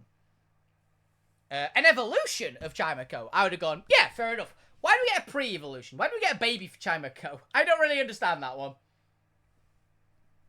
Bronzor and Bronzong, you are getting comfy B tiers. You've both earned it. Particularly my shiny Bronzong that I have, that I randomly came across while literally looking up a Pokemon in Pokemon Scarlet and Violet ages ago. I was literally chatting with friends. One of them asked me a question about my Pokemon team. I logged into the game to check, and I saw a shiny Bronzong like 20 feet from me. Not kidding. It was a very funny moment for me, personally. Yeah, I like Bronzong as well. It's pretty cool. I love that it gets Heatproof or Levitate, so it's got good abilities for both. It's got two very viable defensive abilities, both for its own weaknesses, so you're never 100% sure on what to, like, throw at it. Mime Jr. You're way better than Mr. Mime, I'll give you that. You're in D tier still, though. I don't really like you. Gallade is a comfy A tier, mon. Right. Like, I prefer Gardevoir. Always have done, always will. I vastly prefer Gardevoir to Gallade. I'm not really the biggest physical attacking psychic type user. Or at least don't use them as psychic attackers, specifically. And there's fighting types I'd rather use. But I have had fun with Gallade, particularly since now it has Sharpness. I will say. Sharpness really took it up a notch. I would have put it much lower in A tier before it got Sharpness. Now it's got Sharpness. I can make it work. Uxie, Mexsprit, and Azelf. So Uxie goes here. I do like you. Mexsprit goes here. They're both fairly fair. Azelf, however, I actually like Azelf a significant amount more than the other two. I will put you here. Azelf references the offensive version. It's got very good speed, special attack, and attack. So you can use this one much more offensively, and it's the good one. The other two are pretty meh, but Azelf is actively quite nice. So, I like it.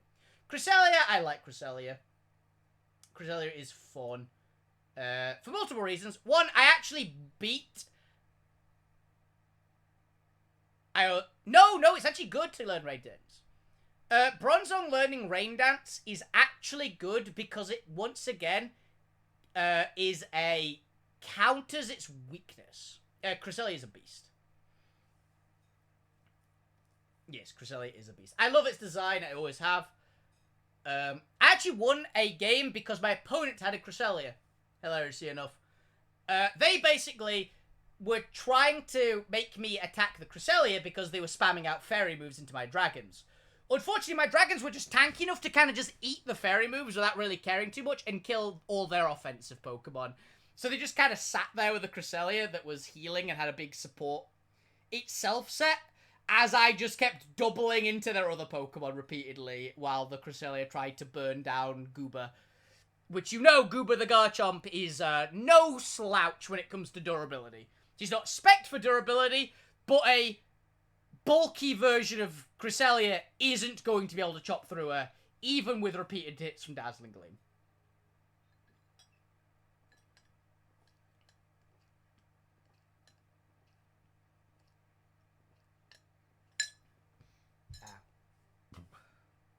The classic Arceus equivalent, here you go, Arceus. Get put into A tier randomly at a random point.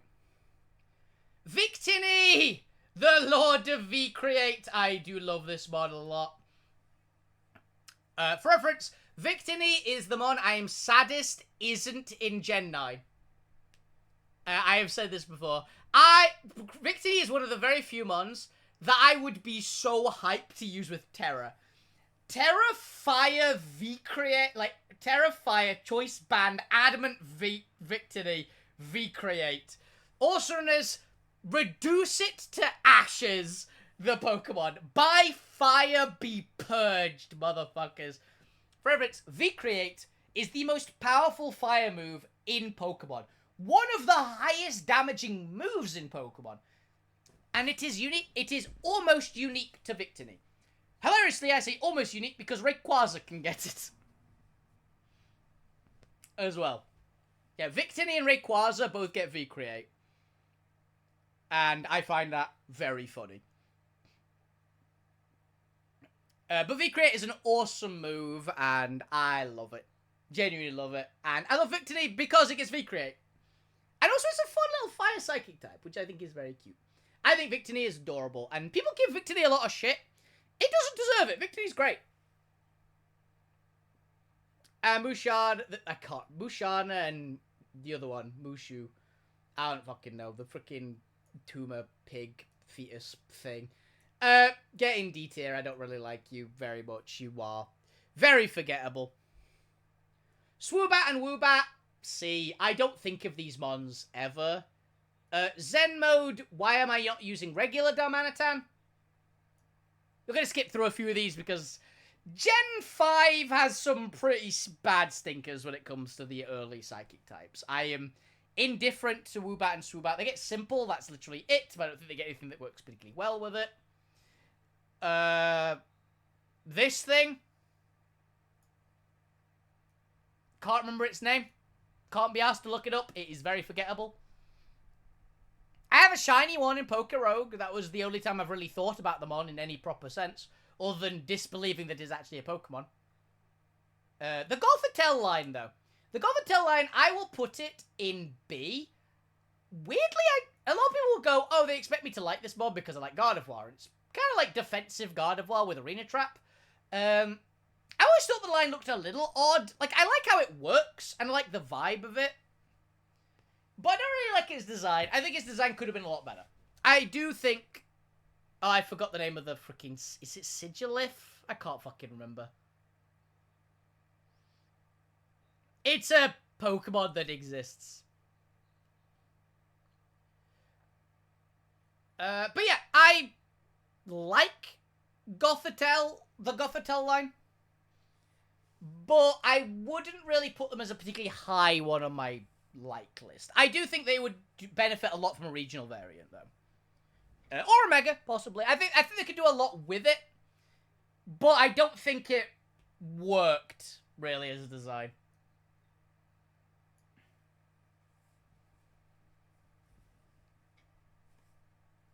I think it's, like, close to being a good design, but not quite there. Solosis line, however, I like the Solosis line. Ranculus is terrifying. People know it is. Like, you can't really say much. It is very slow, very powerful, very tough psychic type, which is a cool idea for them to go. It is a tank of a Pokemon. Gets, like, Magic Guard as well, so it can't be, like, chunked down by statuses and things. It's a good one. Can't be eaten by Sandstorm as well because of Magic Guard, so very cool.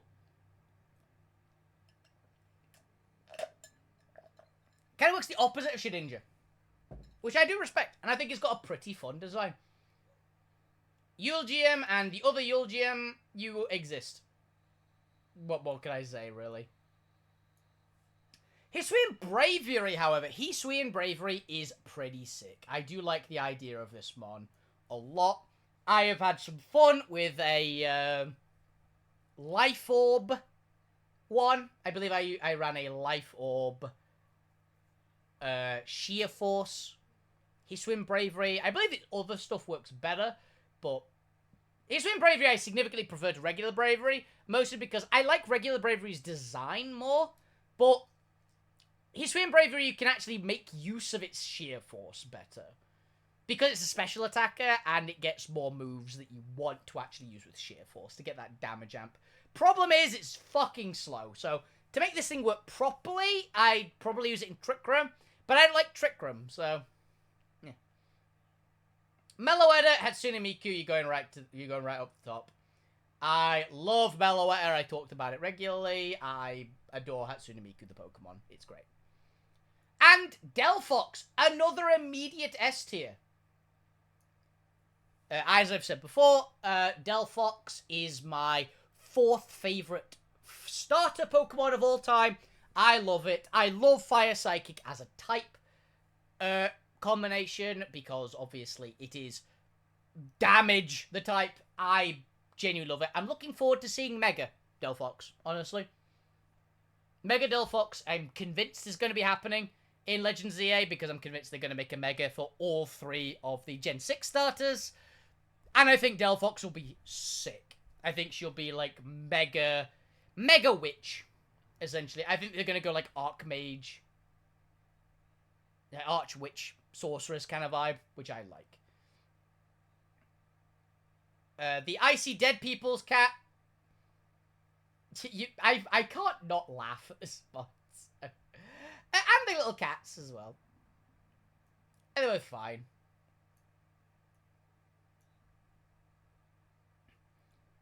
I can never remember the name of these ones. Sorry, my eyes are hurting a lot for some reason. One moment.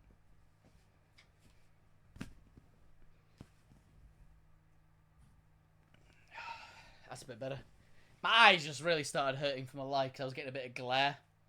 So apologies if the lighting has just changed a bit. And people know I love Inkay and Malamar. Inkay and Malamar are 2 of the coolest general purpose designs mons.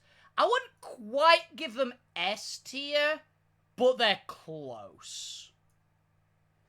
I love Contrary, is the big one. I love Contrary mons, and people have seen what I've done in competitive Pokemon with a Malamar.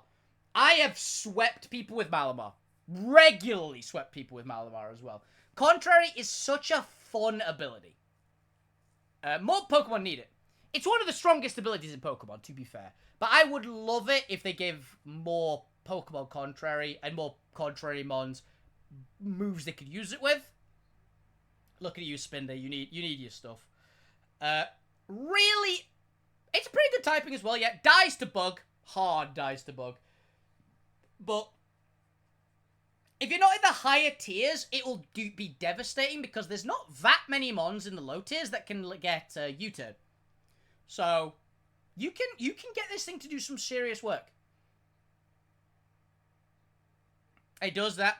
The thing is, this mon, you never run it. If you want my advice, if you want to run a Malamar in competitive Pokemon, run the old rest set. Genuinely, the Sun and Moon rest set for Malamar is horrifyingly effective. The rest set, for reference, is leftovers, max health, max special defense, with the extra couple of 4 points left over into attack, and you give it the nature that lowers special attack and boosts special defense, right? Then you give it these 4 moves. Superpower, because it's a Malamar, you get superpower. Contrary superpower is a classic. Knockoff, which is very, very good. Rest, Sleep Talk. Now, occasionally RNG will fuck you over and you'll Sleep Talk into rest 15 times in a row. Otherwise, you're either knocking off your opponent's item with Stab, for reference, or you're getting Superpower off. Which is Superpower, so you're increasing your attack and defense stat. you've got leftovers as the item, that Malamar will do work. I really, really, really hope they either make a Mega Malamar, which I would be down for, give it a big Kraken form, or a regional form, or an evolution, which is a big fuck-off Kraken. I really want a Kraken Pokemon, and I think an evolution or Mega Evolution of Malamar would be a good way to do it. I am a big fan of Malamar. Malamar is awesome. Hoopa and Hoopa Unbound. Regular Hoopa, I do like both of these mons. I think they're pretty cool. Hoopa Unbound I like a little bit more. I like its design. I like that they went full on Demon Lord for it. Also, I love, in the movie, with Hoopa, I have not seen the full movie, I have seen a clip. I saw in the clip the moment where they literally...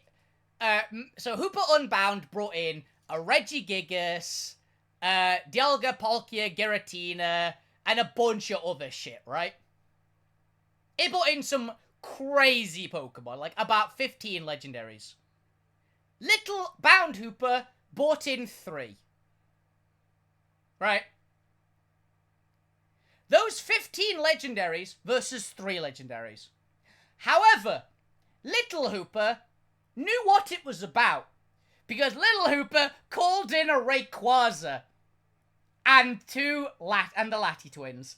For reference, the Rayquaza proceeded to fight about 10 gods on his own and won. Just to prove, Rayquaza, not a divine beast, normal animal. But the most powerful fucking animal on the planet because it can fight and beat multiple gods at the same time. It was a shiny Rayquaza as well, which shiny Rayquaza obviously goes super hard. I always pick shiny Rayquaza because it's the best shiny in my personal opinion. Or at least top 5. Yeah. Little Hoopa, you know what you're about. Hoopa Unbound, you're worse at design choices for it, but you have a better design overall. You're worse at choosing your minion Pokemon, but you have a fantastic design. And you're very fun to use, honestly.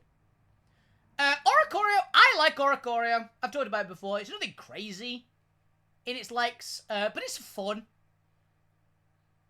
Oranguru, I am not the biggest Oranguru guy, but I respect what it does. Now that I know what it is. Oranguru is a purely doubles Pokemon. If you use it outside of doubles, what the fuck are you doing?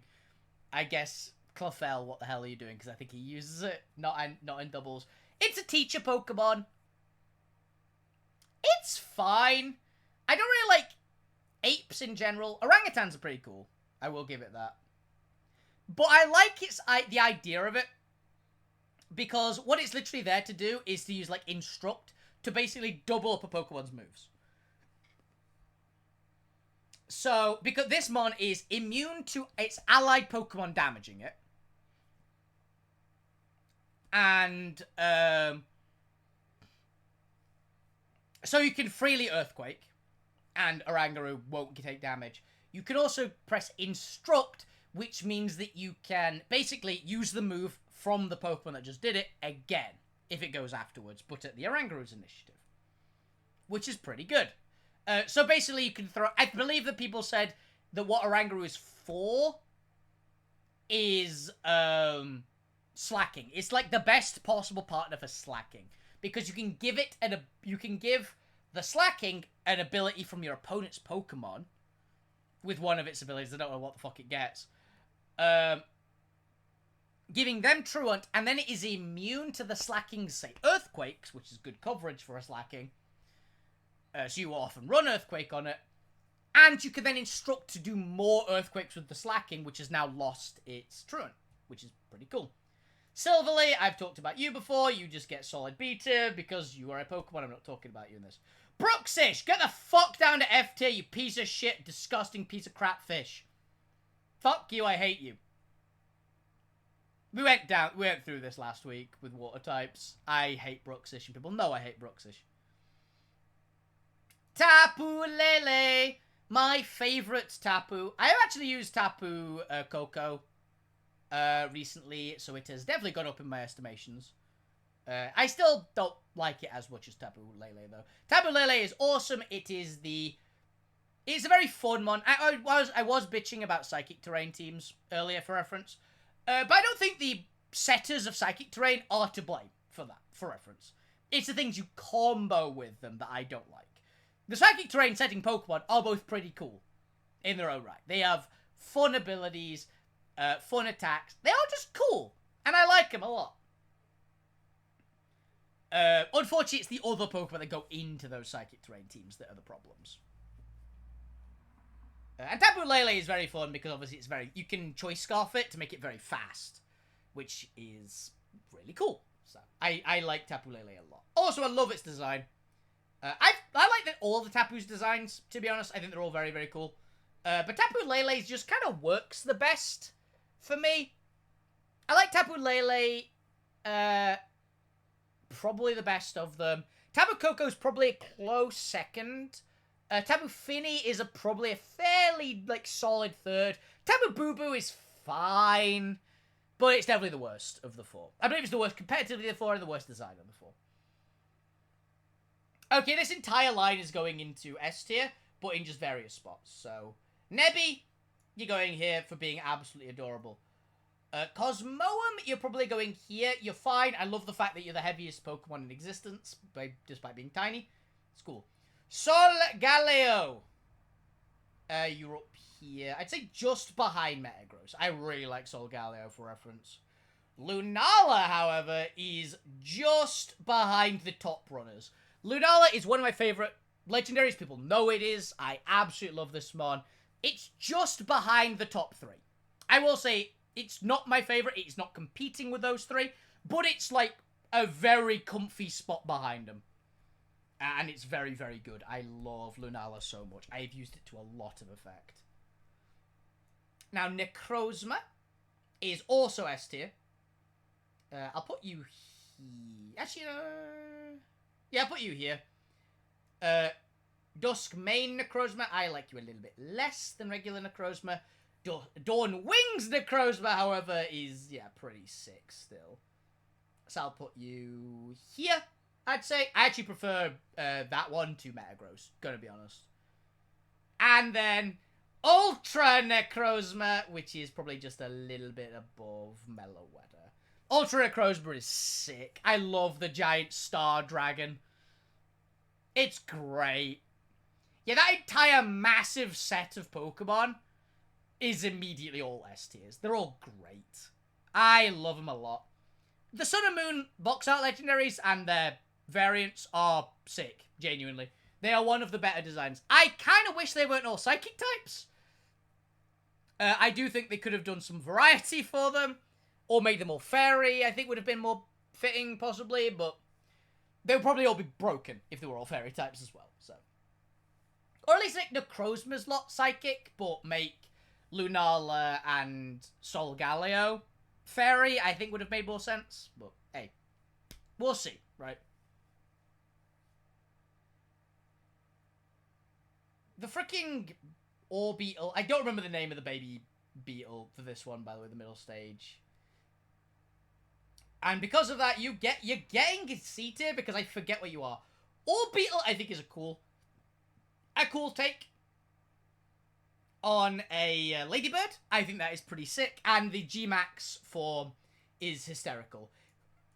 The G-Max form, like, I know the G-Max form, for reference, is just a flying saucer, but if anyone played Spyro Enter the Dragonfly on the PS2 as a kid, it always reminded me of the flying saucers you get in the Stealing Cows minigame. That's a really niche reference, but if you know, you know. Right? Really, really specific reference, but that's always what I've thought of G-Max Orbeetle reminds me of. Not kidding. It's so weird. Okay. Now for the hats. All the hats are immediately an S tier. And you all know they are. They're all super cute mons. Hatterini, by the way, is, like, very, very comparable with Gardevoir for me. Like, I don't like him as much as Gardevoir, but I do really like them. They are a fun, very different take on God of War. Like, they definitely went with the God of War kind of vibe and kind of flipped its use case, because it's very slow and tanky, whereas God of War is fast and hits hard. God of War is very fast and it hits hard. Hatterini is slow and hits hard. It has the same, like, main purpose, but you can use it more supportively. It's better in Trick Room, but I never really use Trick Room. But I just use Hatterini because it's a defensive version of God of War, which I really, really like using both of them, basically. So, I like them. Mr. Rhyme, you are the redeemer of the Mr. Mime entire clan. For reference, you're only a low B tier, but you are not a Mr. Mime. You are significantly better. You are in the positives, which I will give you a lot of credit for. Okay, Indeedee Mail. I'm gonna be so I was putting Indeedee Mail on. I think I put Indeedee Mail on B tier originally in the normal type tier list. I'm going to be putting it in C tier on this, but I'm putting Indeedee Female in A tier. Now, Indeedee Female, I like even more than I previously did. It's, you know what, actually, no. You're going in S tier. You're low S tier, but I like Indeedee Female a lot. And the more I've used these Pokemon, I've used both Indeedee Female and Indeedee Male. I have actually tried using them both now. Every time I use Indeedee Male, I literally go, why am I not using the female version? The female version is just better. For instance, the male one hits a little bit harder, I believe. I believe it has, like, slightly better offensive stats. It's a little bit faster and hits a little bit harder and has a different moveset. The female one has a much more defensive moveset, but she's kind of just better. I'm not kidding. She's also way better designed. I think the Indeedee Female is very cute. Whereas the male one kind of looks like, it looks like the baddie from, like, Cuphead. It looks like a baddie from Cuphead. Whereas the female one looks really endearing and adorable. So, I like Indeedee Female a lot more. Regular Calyrex, you're fine. I'll put you about here. You're alright. I don't mind them on. Pretty cool. Little king rabbit. Cool. But Calyrex Glastria now? That's a sick one. You are going to be a low S tier. I like Calyrex Glastria a lot. For reference, Calyrex Glastria, a lot of people could say it's broken. I am not going to say it's broken, because to become broken, you need to use it in Trick Room. And I'm never going to use Trick Room. It's a good mon outside of Trick Room, for reference. It's not as busted outside of Trick Room, though. Trick Room is what makes it overpowered. So, to run it and not make it be overpowered, you just don't run it in Trick Room. And it's just good. Because you can run Calyrex Glastria as an absolute tank. You can use this thing as an absolute unit. And you can give it itself Trick Room, which isn't too bad. You're not like scamming it up with some weird, like, Trick Room shenanigan stuff. If you're doing Trick Room on itself, like, in a vacuum, it's fine. Because you're spending a turn to set it up to become broken. That's like how Quiver Dance works and stuff, right? It's fine if it's setting up on its own. Yeah. Or if you've got, like, a mon to go with it, right? But Calyrex Glastria, I have never had a problem with. I think it looks great. It works really well. It's really strong, but kind of in a balanced way, right? You fucker, Calyrex Spectria is just broken.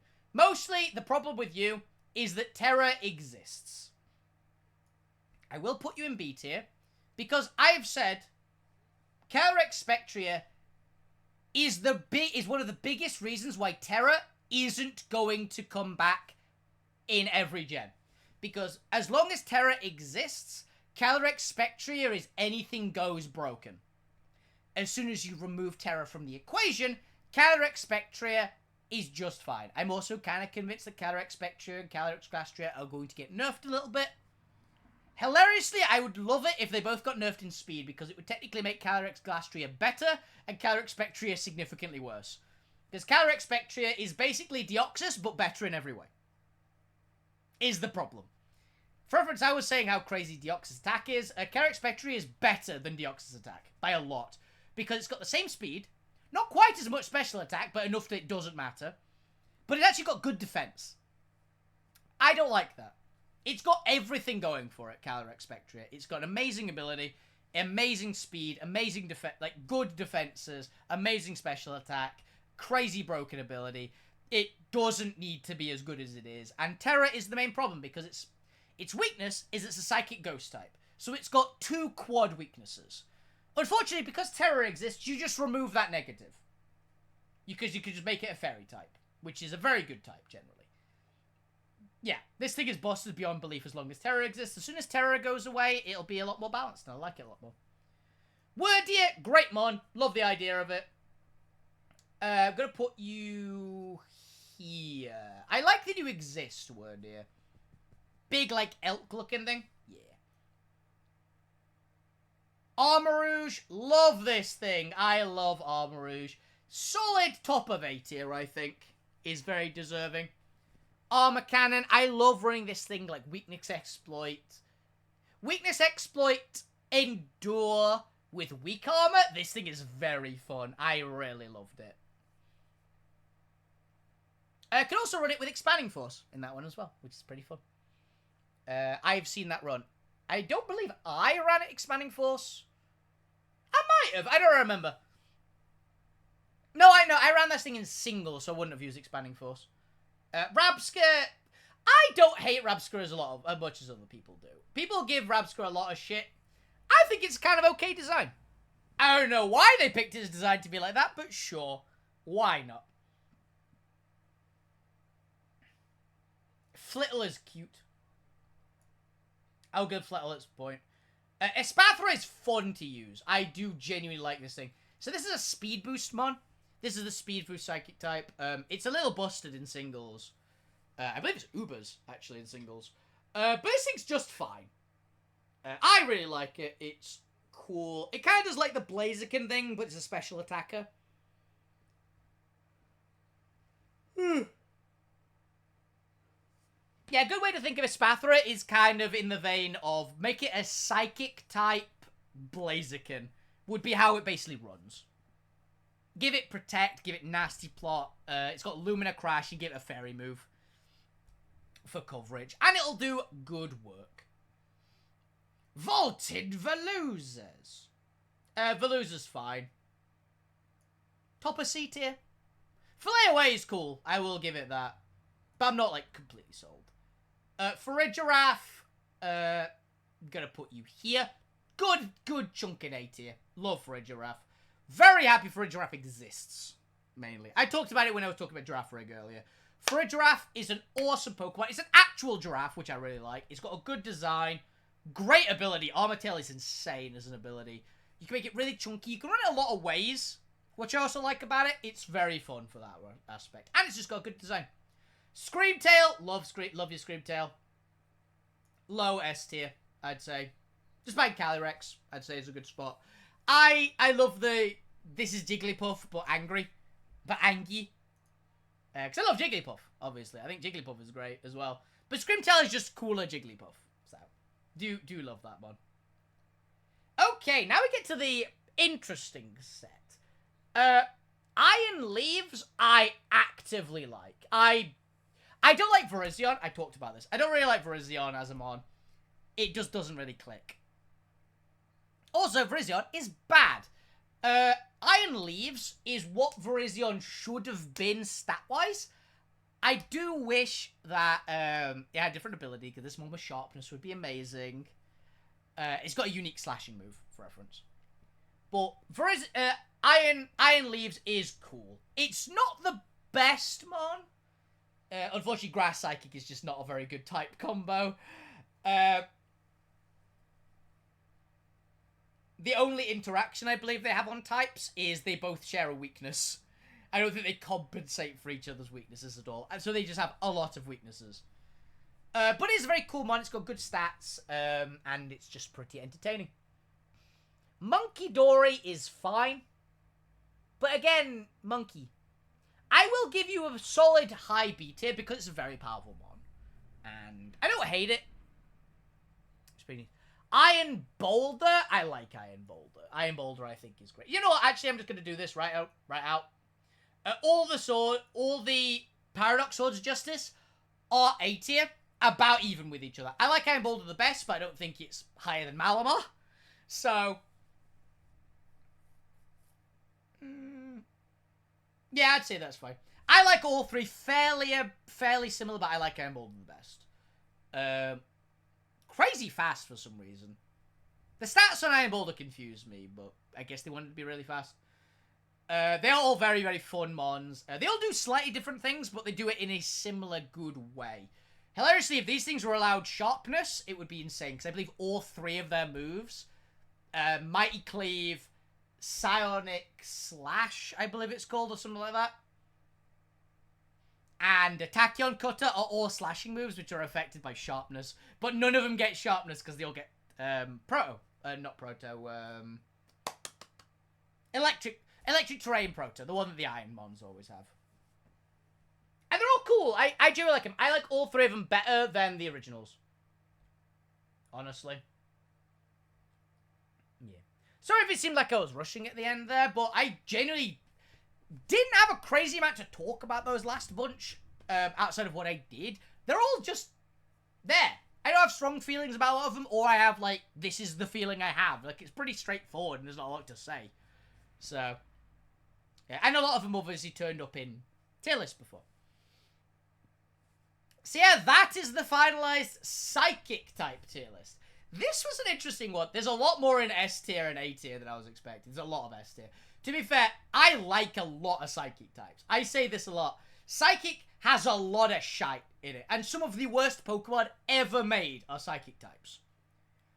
But a lot of the best Pokemon ever made are also Psychic types. So, you gotta give them credit where credit's due.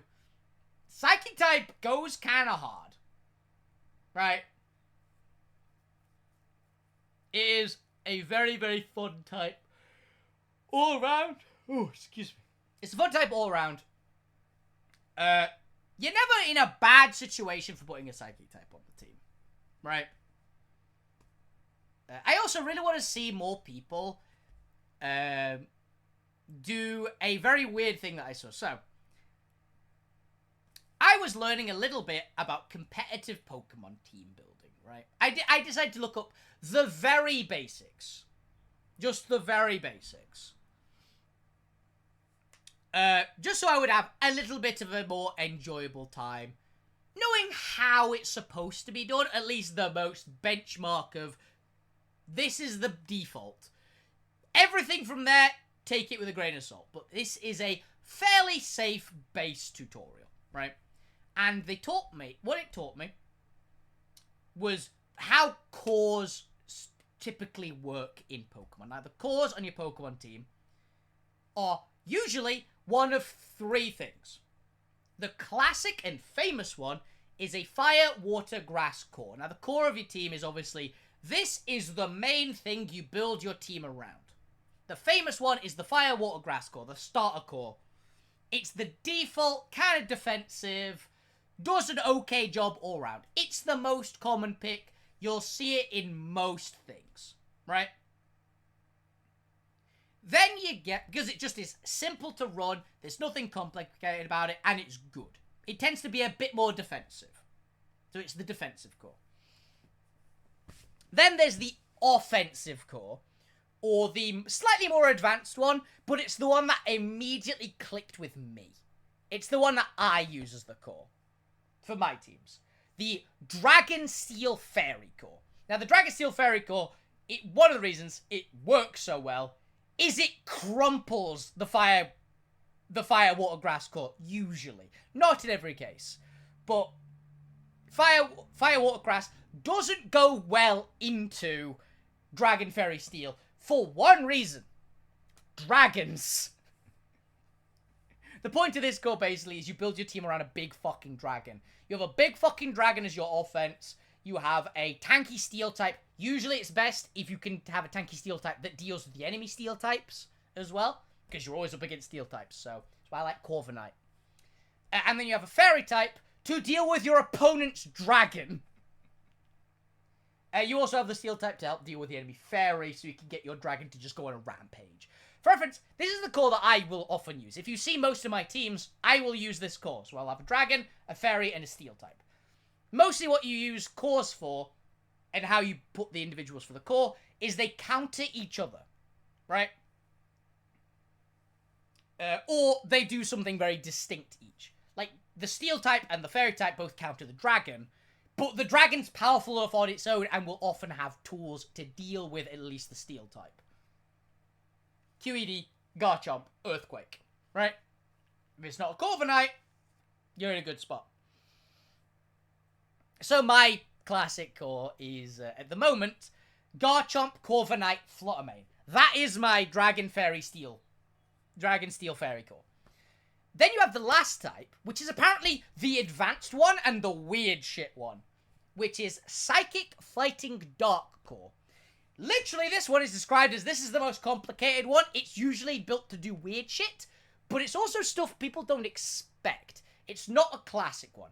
I want to fight against it more, because it sounds entertaining to fight against. It's not my thing. I dove for the intermediate one, and it's the advanced one. But it's cool, right? And it obviously makes sense as to why you have the dark type to counter the psychic type, you have the psychic type to counter the fighting type, you have the fighting type to counter the dark type, right? It's just how it works. But it seems cool as a concept. And as I say, it usually is designed to do weird options. So I think Trick Room teams probably, right? And that kind of weirdness. Unique tactics is what it's usually described as. And there was a whole article on it, but I couldn't be asked to read them. But yeah, so that's the psychic type tier list.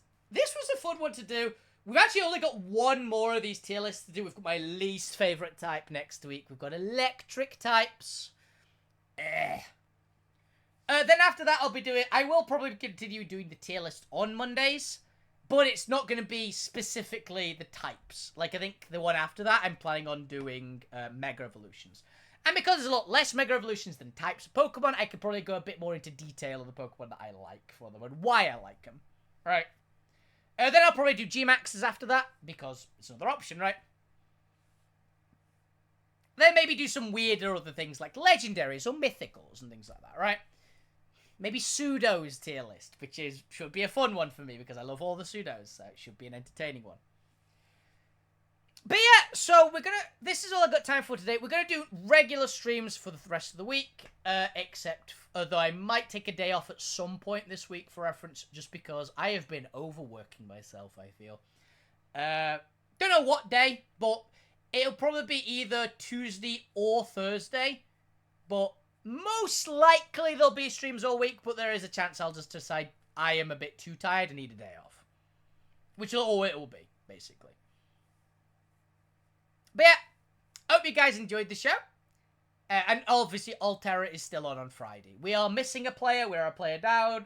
But we are, I believe, as far as we know currently, still running. So yeah, hope you guys enjoyed the show. Have a fantastic evening, every single one of you. Keep playing with the games. Keep awesome, guys. All the best on Twitch. Enjoy yourselves, guys. Have a lovely time and a fantastic evening. Thank you very much for watching. Good night.